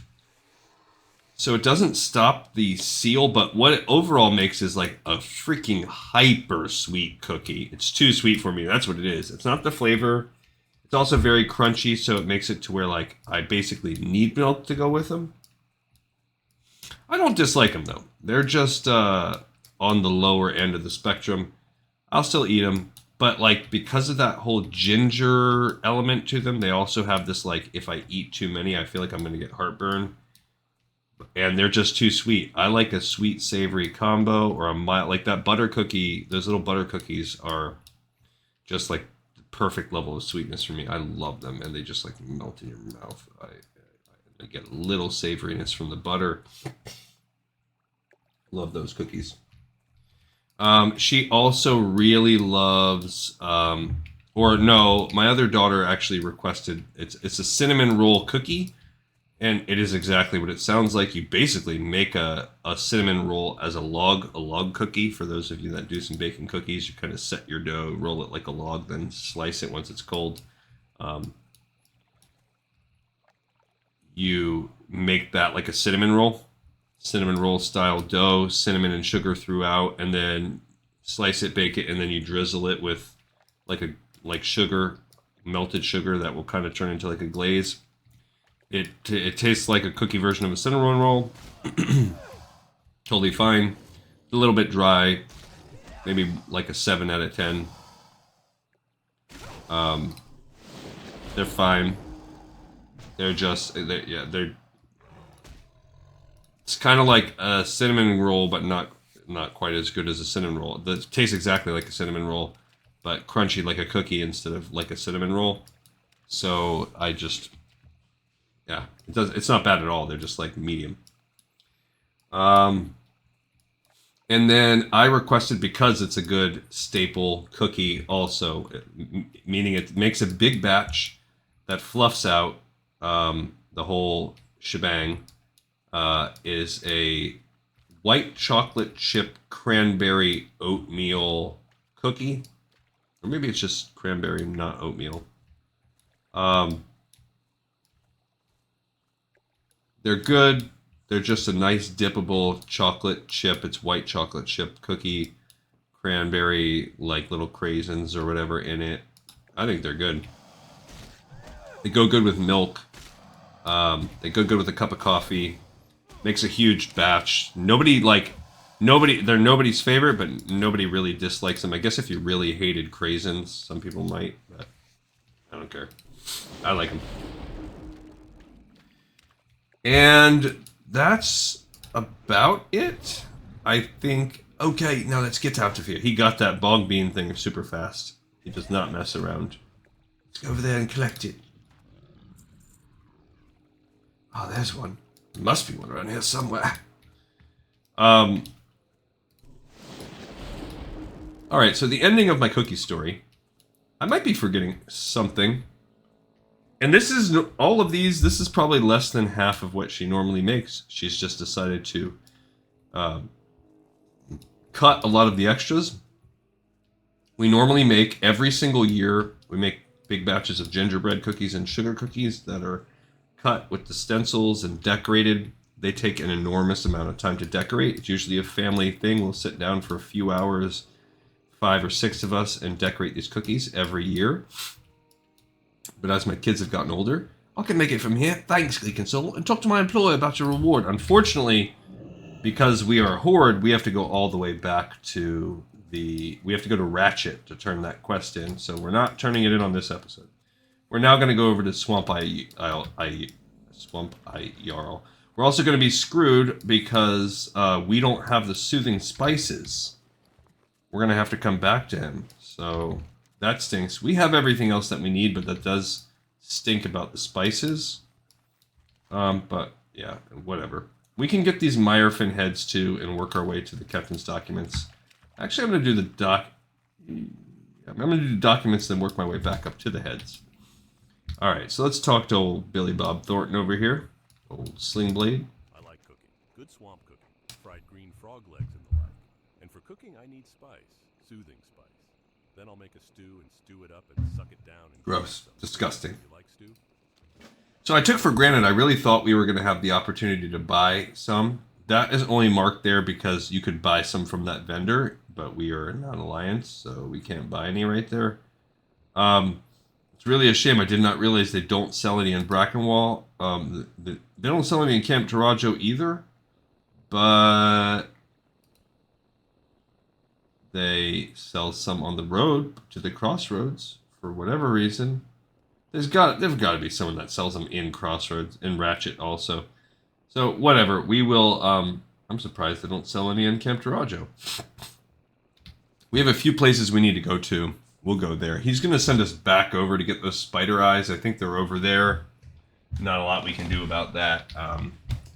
We're just kind of stuck because I screwed that up. I forgot that we wouldn't be able to get soothing spice. So maybe you're lucky and carry some soothing spice around.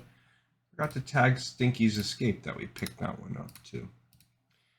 And we also just picked up soothing spices. Jarl needs eyes and Jarl needs a blade. We do have that ready to go. And let's get this other one. This is called the Lost Report. Sifting through the loose dirt, the severed hand of an orc is found, and clutched in the hand is a bone-carved tube. And in the tube is a dirt-stained parchment. The parchment is a report made by an orc who spent weeks spying on the city of Theramore. After scanning the parchment, it is clear that it must be brought to the orc spymaster in Brackenwall Village. Now, we can actually read it this time, because we couldn't read it last time because it was all in orcish. Excuse me. As we read it, I'm going to work down the coast here and then jump off into the water to get the Theramore documents. So let's read as we walk before I tell you the finale to my cookie story. And I'm going to give you a spoiler. It's a sad ending for GleeCon. Okay, day 13. Troop movement near Theramore has increased. Large numbers of humans left the city and moved west in haste. Day 14. More troops leaving the city. I followed a small group and watched them remove their uniforms after leading bowshot of Theramore. Perhaps they are deserters. We do know that deserters exist. Day 15. I overheard some Theramore troops talk today of guards leaving their posts. My suspicions of the deserters must be true. Day 16. Oleg and Thargil returned from their mission to the Theramore Docks. They saw a new ship in port, the Bleeding Sparrow. The ship arrived from Menifil Harbor in Azeroth. Ooh, we know that that is actually tied to, I believe, to the kidnapped of Varian Rin. Tomorrow, Oleg and Thargil will return to the docks and steal aboard the ship. They hope to find political documents, ones that reveal the relations between Theramore and the Alliance. Day 17, Oleg returned from his mission. He failed, and Thargil was captured. I sent Oleg to deliver this report to Nazir. I will remain here. I've witnessed increased shipping activity off the coast of Theramore. I will continue my watch and personally report any noteworthy accounts. Oh, by the way, it looks as though we need to do some fishing. So while I'm thinking about it, let's fish right here. Let's get that out of the way. This is actually going to help us slow it down. What I think we'll do here is, I don't know, we're going to get this, and maybe we'll get the Myrefin heads too. That gives us the Lost report. I'll sign off on that bad boy too. So we just need 5 points of fishing. I thought we were behind. I knew I was behind on one of my accounts. Let's do the Lost report. That one is Horde only. It's called something else when you are Alliance. Okay, so there is one other cookie that is both a favorite of myself and my wife's dad, my father-in-law. Now, my wife's dad technically likes the macaroons best, and I technically like the butter spritz best, but there is a close number second.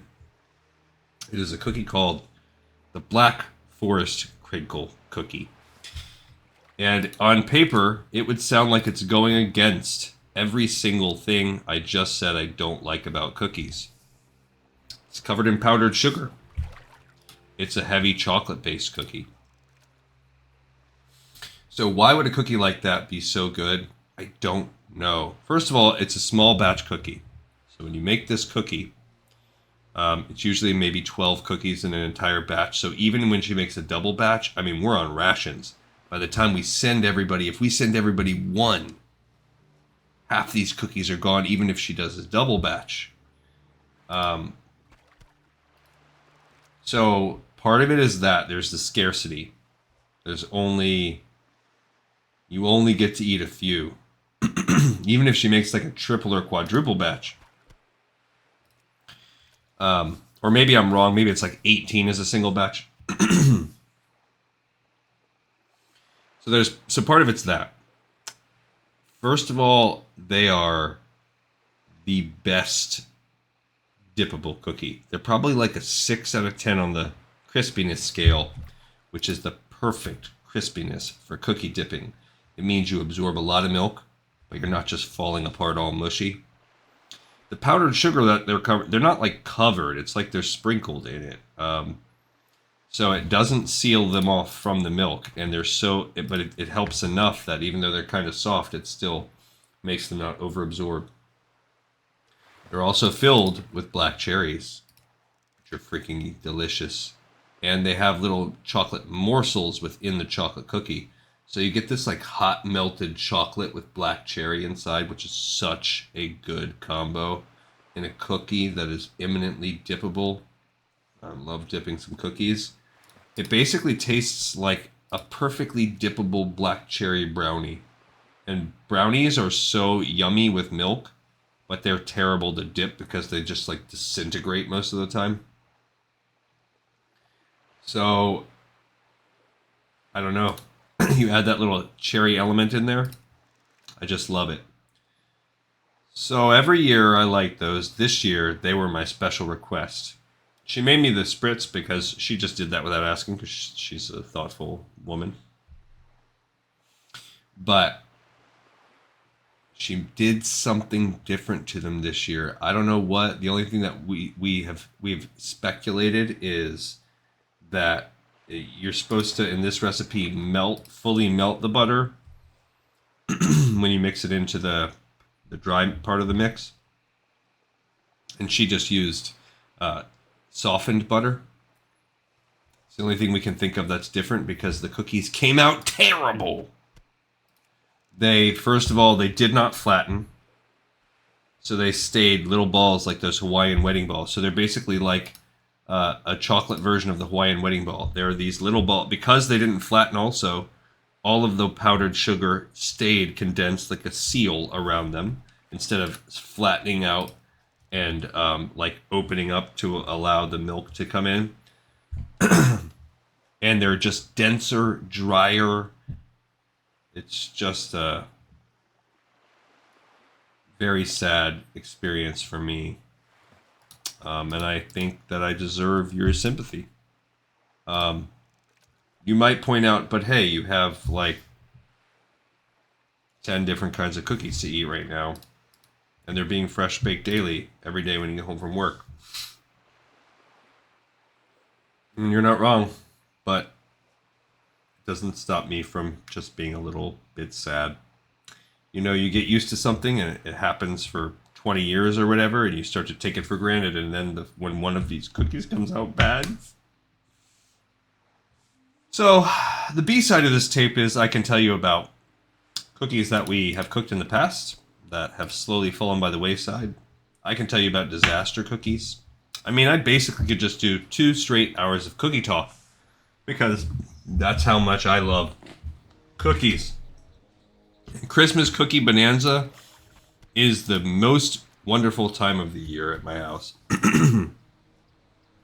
I used to have to take a plate of cookies and put them out for Santa and waste them on that fat fool. Sorry, Santa. I still want presents, and I take it back. But when my kids would pick out some of my favorite cookies, that maybe they were already running low come Christmas Eve, and put them on that plate for Santa. And Santa sometimes doesn't even eat the whole cookie. He'll just take a couple bites and leave them on the cookie plate. And I come back in to some half-drank warm milk and my favorite cookie with just a couple bites taken out of it. That's too far, Santa.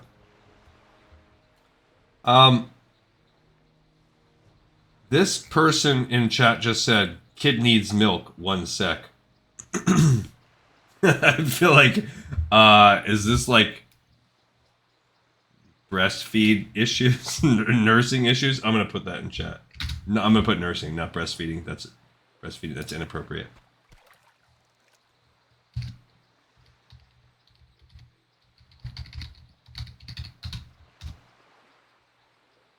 Oh, I did a $sign instead of a hashtag. I ruined the joke. And they might now, and now since I did nursing struggle is real, they might be like, are you talking about like being a nurse? I just butchered it. That person set up this great joke when they're talking about their kid needs milk, and I wasted it. They just lofted me this perfect pitch, and I spun on the bat.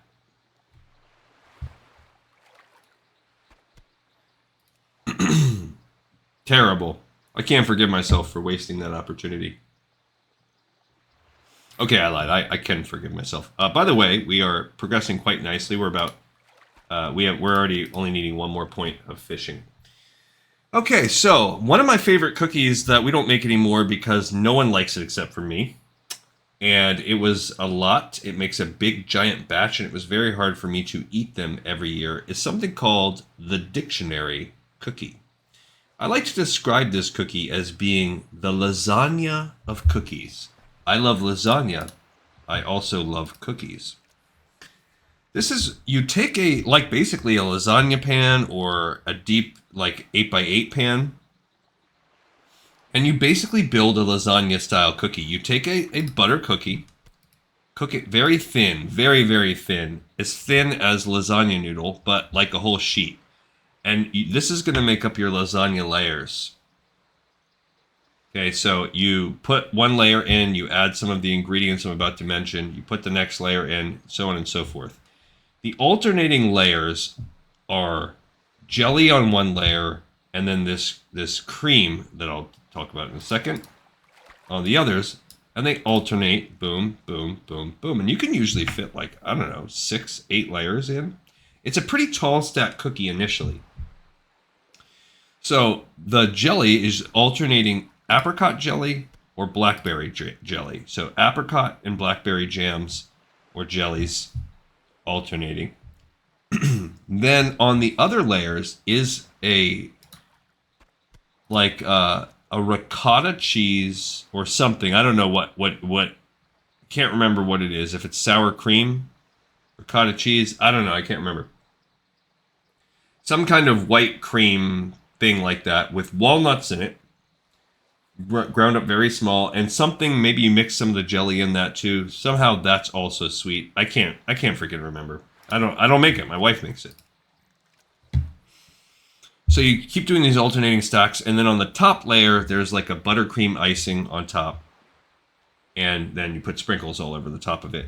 Then you cut it up in little like 1 by 2 inch cubes when you serve it. The reason why it's called a dictionary cookie is because this stacks up super high, and then you take you need to put something very heavy, that historic, like such as a large old school dictionary. That's actually what we used. We would use dictionaries that we have around the house, and you put it on top of it, and you let it sit overnight before you ice it. Sometimes you let it sit for a couple days, and it sits and presses it and condenses it down. So you basically get all these layers and cookie. We're done fishing, by the way. Down to about an inch and one. I'd say maybe 1.5 to 2 inches in thickness. And it just tastes very good. I love it. We're going to do some water walking. And then we're going to do some water breathing probably. We're walking around the aisle. I don't want to draw guards. We need to go under the docks to get the captain's documents. We're also keeping our eye out for an elite shark that is a pain in the butt. Anyway, my kids hate this cookie because my girls hate jelly. They always have.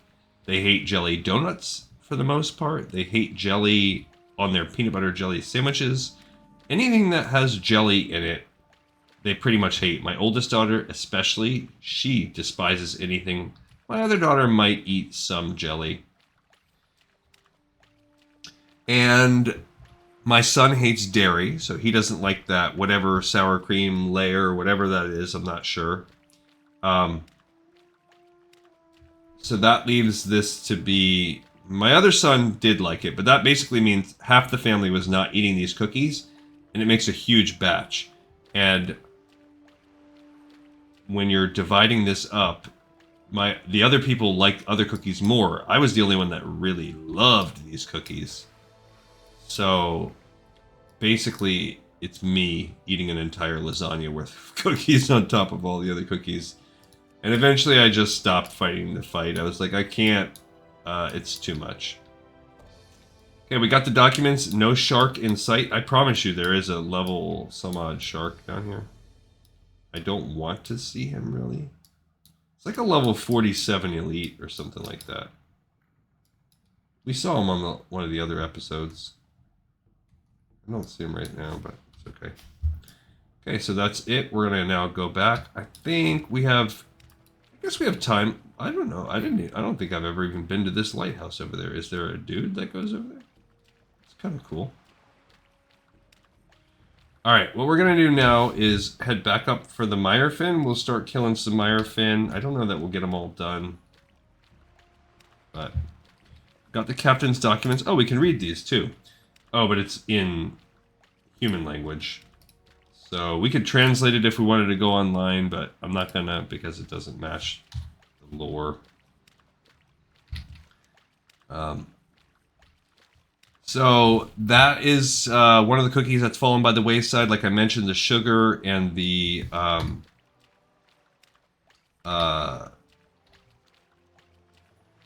gingerbread.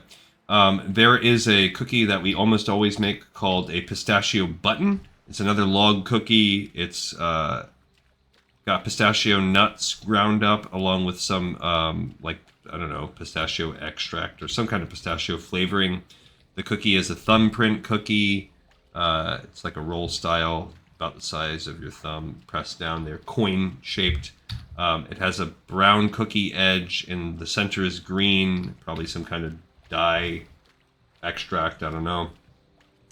They're a small, dry, like moderately sweet little cookie that are kind of dense, taste like pistachio. I like them.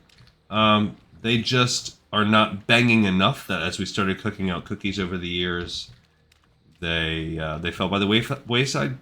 There is another similar thing called a cherry icebox cookie. It's another roll slice cookie. It's just like a shortbread cookie that is got maraschino cherries cut up inside it, and it's pretty good. The downside to that cookie is it's kind of soft. First of all, the batch it makes is huge. A single batch makes like 50, 60 cookies, so that's one reason why. So you're really kind of burnt out on them by the end. And second, they're very soft; they stick together.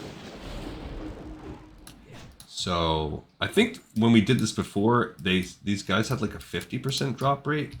Actually, I think we had like a 100% drop rate when I killed these guys before. So maybe I'm wrong. Actually, you know what? It was maybe, I don't know what I thought it was, but maybe it's like 50%. Anyway, those cherry icebox cookies fell by the wayside. They stick together too, and that's another thing. We're transferring a lot of these cookies, and those cookies really stick to themselves and other cookies. What are some other ones that we've dropped over the years? We used to do mini pumpkin pie bites, but same thing. They do not hold up well. They do not travel well.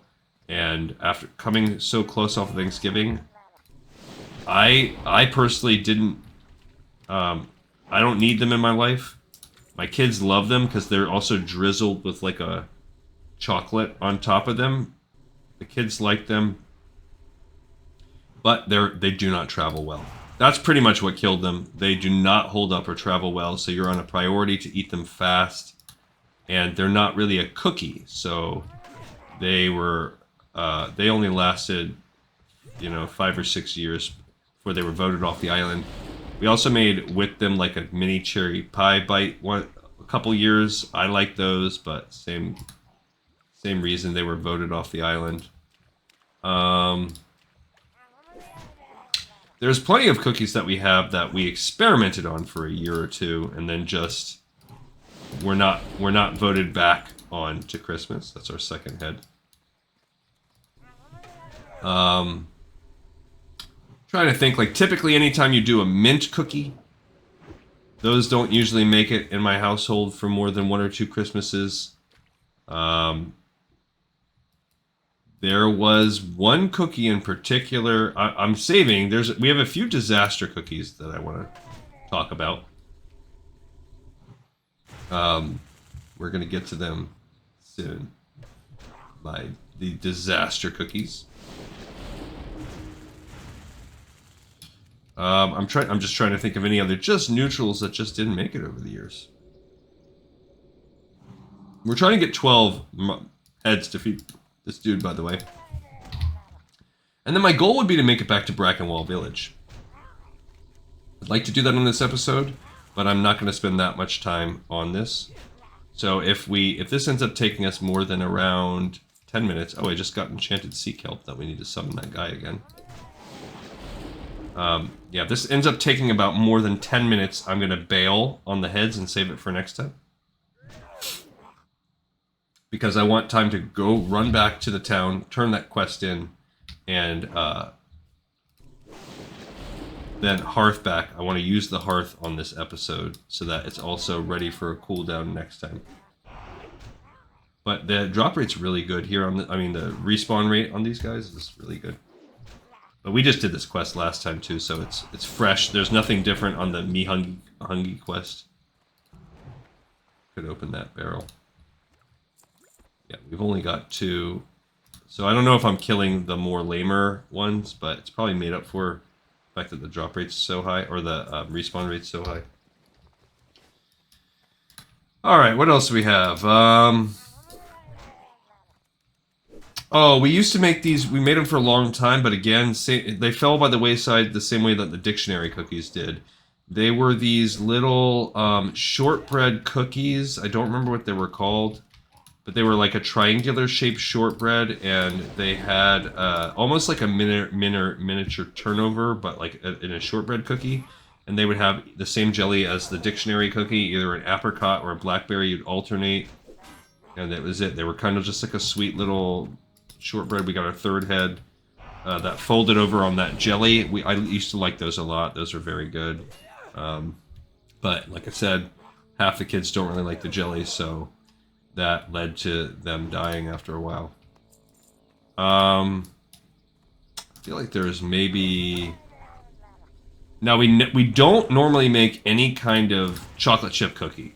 I just got the 4th head. We've a couple different times we've made like some cowboy cookies, like the style of cookie where it's just like throwing everything but the kitchen sink. And actually, and maybe once we did a chocolate chip, but it's just not a high request because we get. You just can get those any time of year. I didn't even see that dude, that human right there. Don't know what he's here for. Maybe he needs heads like me.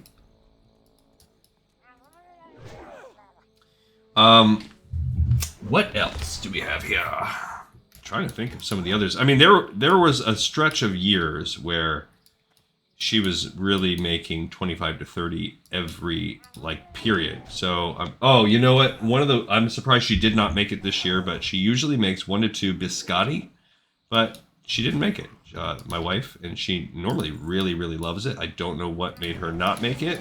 She likes to bring it to work. There's a toffee biscotti that is her favorite one, or my favorite one. I don't know if it's her favorite. Just got the 5th head. Don't know what caused the death of the biscotti this year, but no biscotti this year. Let's see what else. I'm trying to think about like ones that go in the fridge versus ones that stay out of the fridge, helping me divide it that way.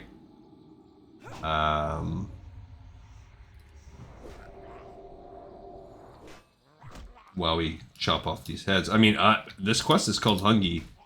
I'm making me hungry with all this cookie talk. It's actually, I'm not even like that hungry because I'm just gonna go eat some right when I stop making this video.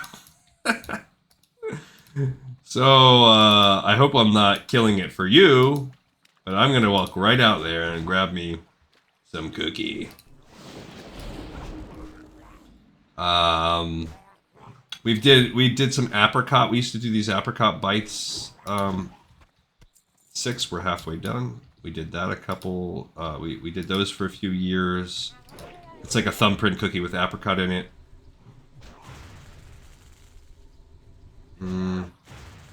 Yeah, I don't know, I'm trying to think because I do all the packing and arranging, so basically, like, I artistically arrange these baskets, or these tins, every Christmas time, and send them out and package them up, so after she makes them, I usually do that part. So that's another thing. I'm trying to think about how I pack them and stack them. What have I put in the bins over the years here? But good, I'm resisting that. I think it's cheaper to just trust that I'm going to resist these things rather than trying to interrupt it with Earth Shock, except for the heal. Oh, that one over there is actually worth XP. Alright, I think it's time for me. I can't think of any more off the top of the head that we make normally, but I am thinking of... I think it's time for me to tell the tale. I have 2 horror stories of cookies that were legendarily unpopular in the GleeCon household. The first one was mostly, it was unpopular across the board with everyone in the family, but particularly hated by me. So it was a year we tried to make a peppermint style cookie. We had a couple variations of different experiments we made on the peppermint cookie over the years, and eventually we gave up because we just couldn't get one that was flavorful. And the worst problem with a peppermint cookie is, as my wife likes to say, it skunks the entire batch. So I think I'm going to move on to one of these other ones up here. So peppermint cookies, when they strongly smell or taste of peppermint, if they're not isolated from other cookies, they will make every cookie near them also taste of peppermint. So more than anything else, that killed the peppermint cookie in my home because we shipped them together. So they became so hard to ship and consider that we had to ditch them. Okay, now I'm going to do some water walking. I'm starting to develop extra stacks of this water walking stuff. I'm going to move up to the next island. We are about... There it is. There's that coral shark, by the way. Level 47 elite, 7k life. Coral shark. He does swim around those docks. We could probably take him. I think I could take him, but I'm not going to mess with him. I don't know if he drops anything cool or not, but I'm not messing with him. I don't want to risk death when I'm on especially on a self-imposed time limit. All right, so and we've dropped off on the killing. We were doing very well, and then we had a bunch of kills in a row with no drop. We're still at 6 of 10, and time's getting late here. So I'll just keep killing, and I'll log out. I'll go to a safe space and log out, even right here on this island if I have to. So I'm not gonna do whatever. We'll just do whatever. Again, this is the same spot where we fought to try to get those enchanted, whatever they're called, enchanted sea fronds. So we made this chocolate cookie. I think it was like a basic chocolate cookie. It was very big, and then you put a like a white, there we go, we got head number 7. You put like a generic white frosting on top. And then that frosting was supposed to be like maybe some creme de menthe or something like that in it, that made it have this frosting, have a mint kind of hint to it. Or you put it in the cookie. There we go, we got head 8. But then the part that killed it is on top of it. You were supposed to take a standard generic candy cane, head 9, and crack open the candy cane, crumble it up into bits, and sprinkle it all over the top of this cookie. And it was disgusting. I mean, we're talking, you're basically chomping on a whole freaking candy cane while you're eating your cookie. It was terrible. I don't like candy canes already. I do not like mint candy very much. My wife does. I do not. So it was particularly hated by me, but everybody hated it. You basically felt like you were eating a crunched up candy cane on a cookie that tasted like a toothpaste. So we all did not like it. And that was a one and done. It never came back. But the worst cookie, the one that will live in infamy in my home, it literally has been being brought up every year for over 10 years. It's been brought up to me at least 10 times in the past week as Mom's been making her cookies. It is an Italian cookie known as the Cucci Dotti. Some of you may have heard of the Cucci Dotti before. And maybe you have experience with the Cucci Dotti cookie. I actually don't think the Cucci Dotti, and this is part of why this gets re-litigated every year at my household. I don't think on paper, I don't think the Cucci Dotti is a bad cookie. So the Coochie Dotty is sort of a mixture between a biscotti cookie and a sliced cookie. So you made a sort of a loaf almost of cookie, and then slice it, which is kind of how biscotti's made too.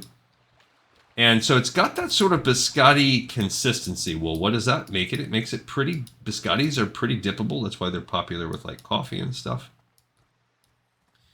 So take the idea of a biscotti and mix it with a fig Newton. So what this makes is a cakier biscotti that is filled with the exact same filling that you would find in a fig Newton. So very fig heavy. I don't know what spices are used in fig Newton, but it is the same in a Coochie Dotty.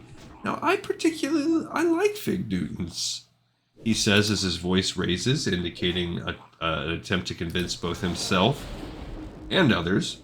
I did grow up eating fig Newtons. My grandparents and parents bought us fig Newtons as kids.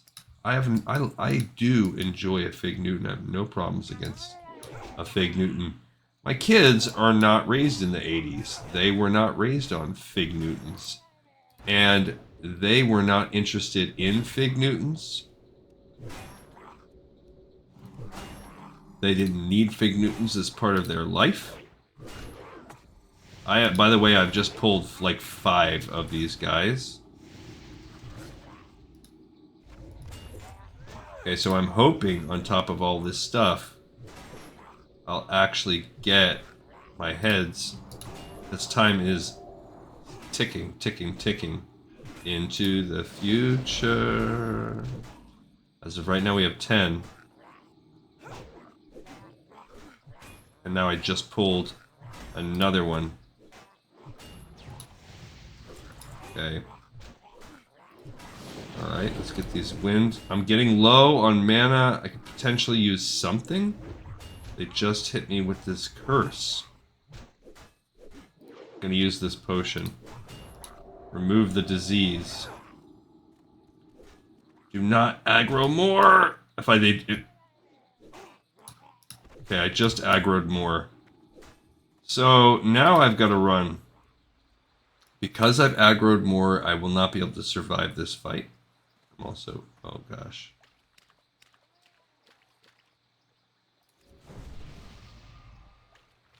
Okay, I have not outrun them yet. Oh, they hit me.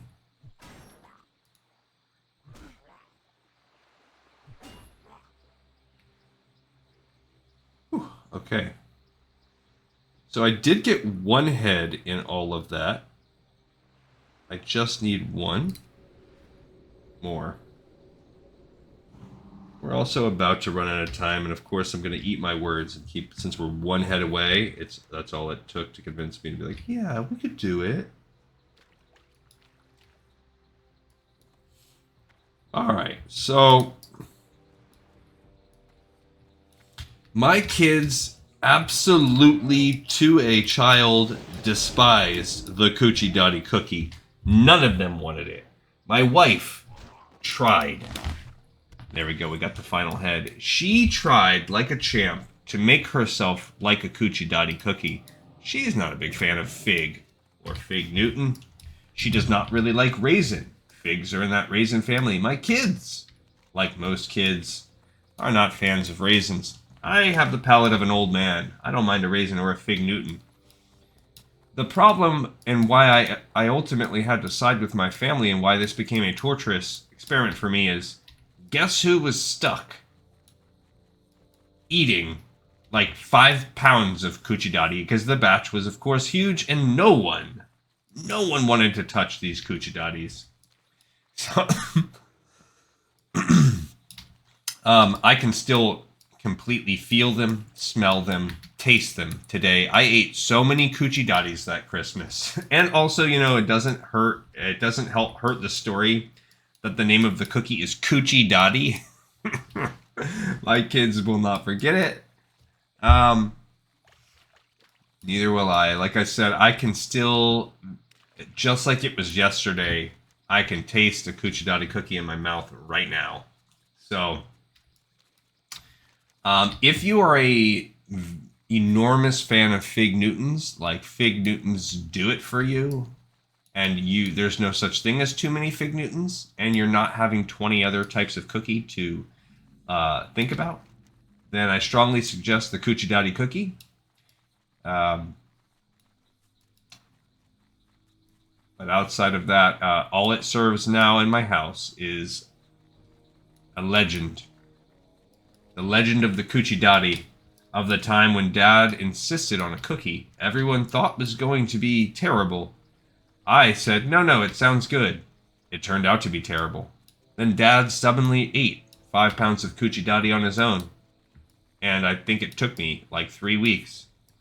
And while everyone else enjoyed all of Mom's delicious festive cookies, like Templeton from Charlotte's Web just rolling around the house eating cookies for weeks, and I pretended to love every bite of Kuchidati. Never again. It was never made again. But I'll tell you what, you know what? If someone walked up to me right now and handed me a Kuchidati, I'd eat it. It does have this weird... It's like I have like survivor's guilt with the Kuchidati, or like some weird... What's it called when you sympathize with that complex where you sympathize with the person that takes you hostage? I can't remember what that's called. Whatever syndrome that is. I feel like I have that with the Kuchidati. We're like, well, I kind of want one right now. Give me food or me eat you. Me like fishy head. Me no eat you now. Both of these are trash. These crushers are worse than the racing gloves we have, and the boots are completely bad. We talked about how bad they are last time. So we did finish the Mihungi quest. Thank goodness. That one's done. Okay, we gotta go ahead and scroll a few more down. And that one's good. And we're pretty much done. There are some things we need to do. I am a couple minutes over where I wanted to be. About 5. I wanted to finish at 25, which means this episode's a little long today. It's going to be about 2:10. But I think these quests are going to send us to some other places. So I either want to be able to fly to Ratchet, or I want to be able to go to Orgrimmar. All right, Theramore Docks. Did you find the documents, Gleek and Soul? They hold information vital to the stability of the Alliance, and hence vital to the security of the Horde. I commend you, adventurer. This was not an easy mission. But the documents you gained are valued greatly by our superiors. Okay, so does it give me anything else? Not that I can see. So we have the Theramore Docks just done. It looks like that's the end of that little chunk of chain there. We actually completed a lot. We might finish this thing in 2 goes. I don't know. You have something for me. Good work, adventurer. Our agent Marg Nighteye was stationed outside Theramore. He was charged to spy on the city. This is his latest report, and it may be his last. From your testimony, I fear that Marg met his end in the swamp.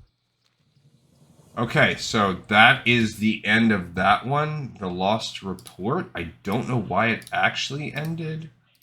I feel like there's more to that.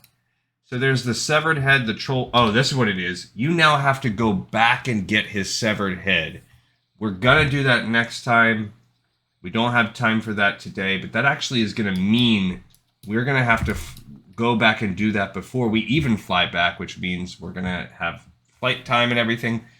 I think we'll be okay. If you look at what we have left here, these we will turn in next time after traveling back. These are going to be fine, but they're going to send us out to Stranglethorn. We're going to turn that one in. We're going to turn that one in. And these things are going to all also get turned in and coming back. I don't know how long that, all told, will probably take us more than an hour. And then I might save this part as a finale. It's all going to depend. Probably, I think that's the way that I'll shake it out. So we will stretch this out over 2 more episodes. All right, everybody, but we're done with this one. I thank you all. We have another episode in the pipe 5x5. I hope you enjoyed 2 hours of cookie talk. But I'll tell you what, I'm all cookied out. So I probably will not have any more to tell you about that for some time. But you got to hear me play. And if you thought this episode on cookies sucked all of the butthole, please let me know. And I will take that into advisement and try to stay away from all the cookie talk on the next episode of Lore of Warcraft. See ya!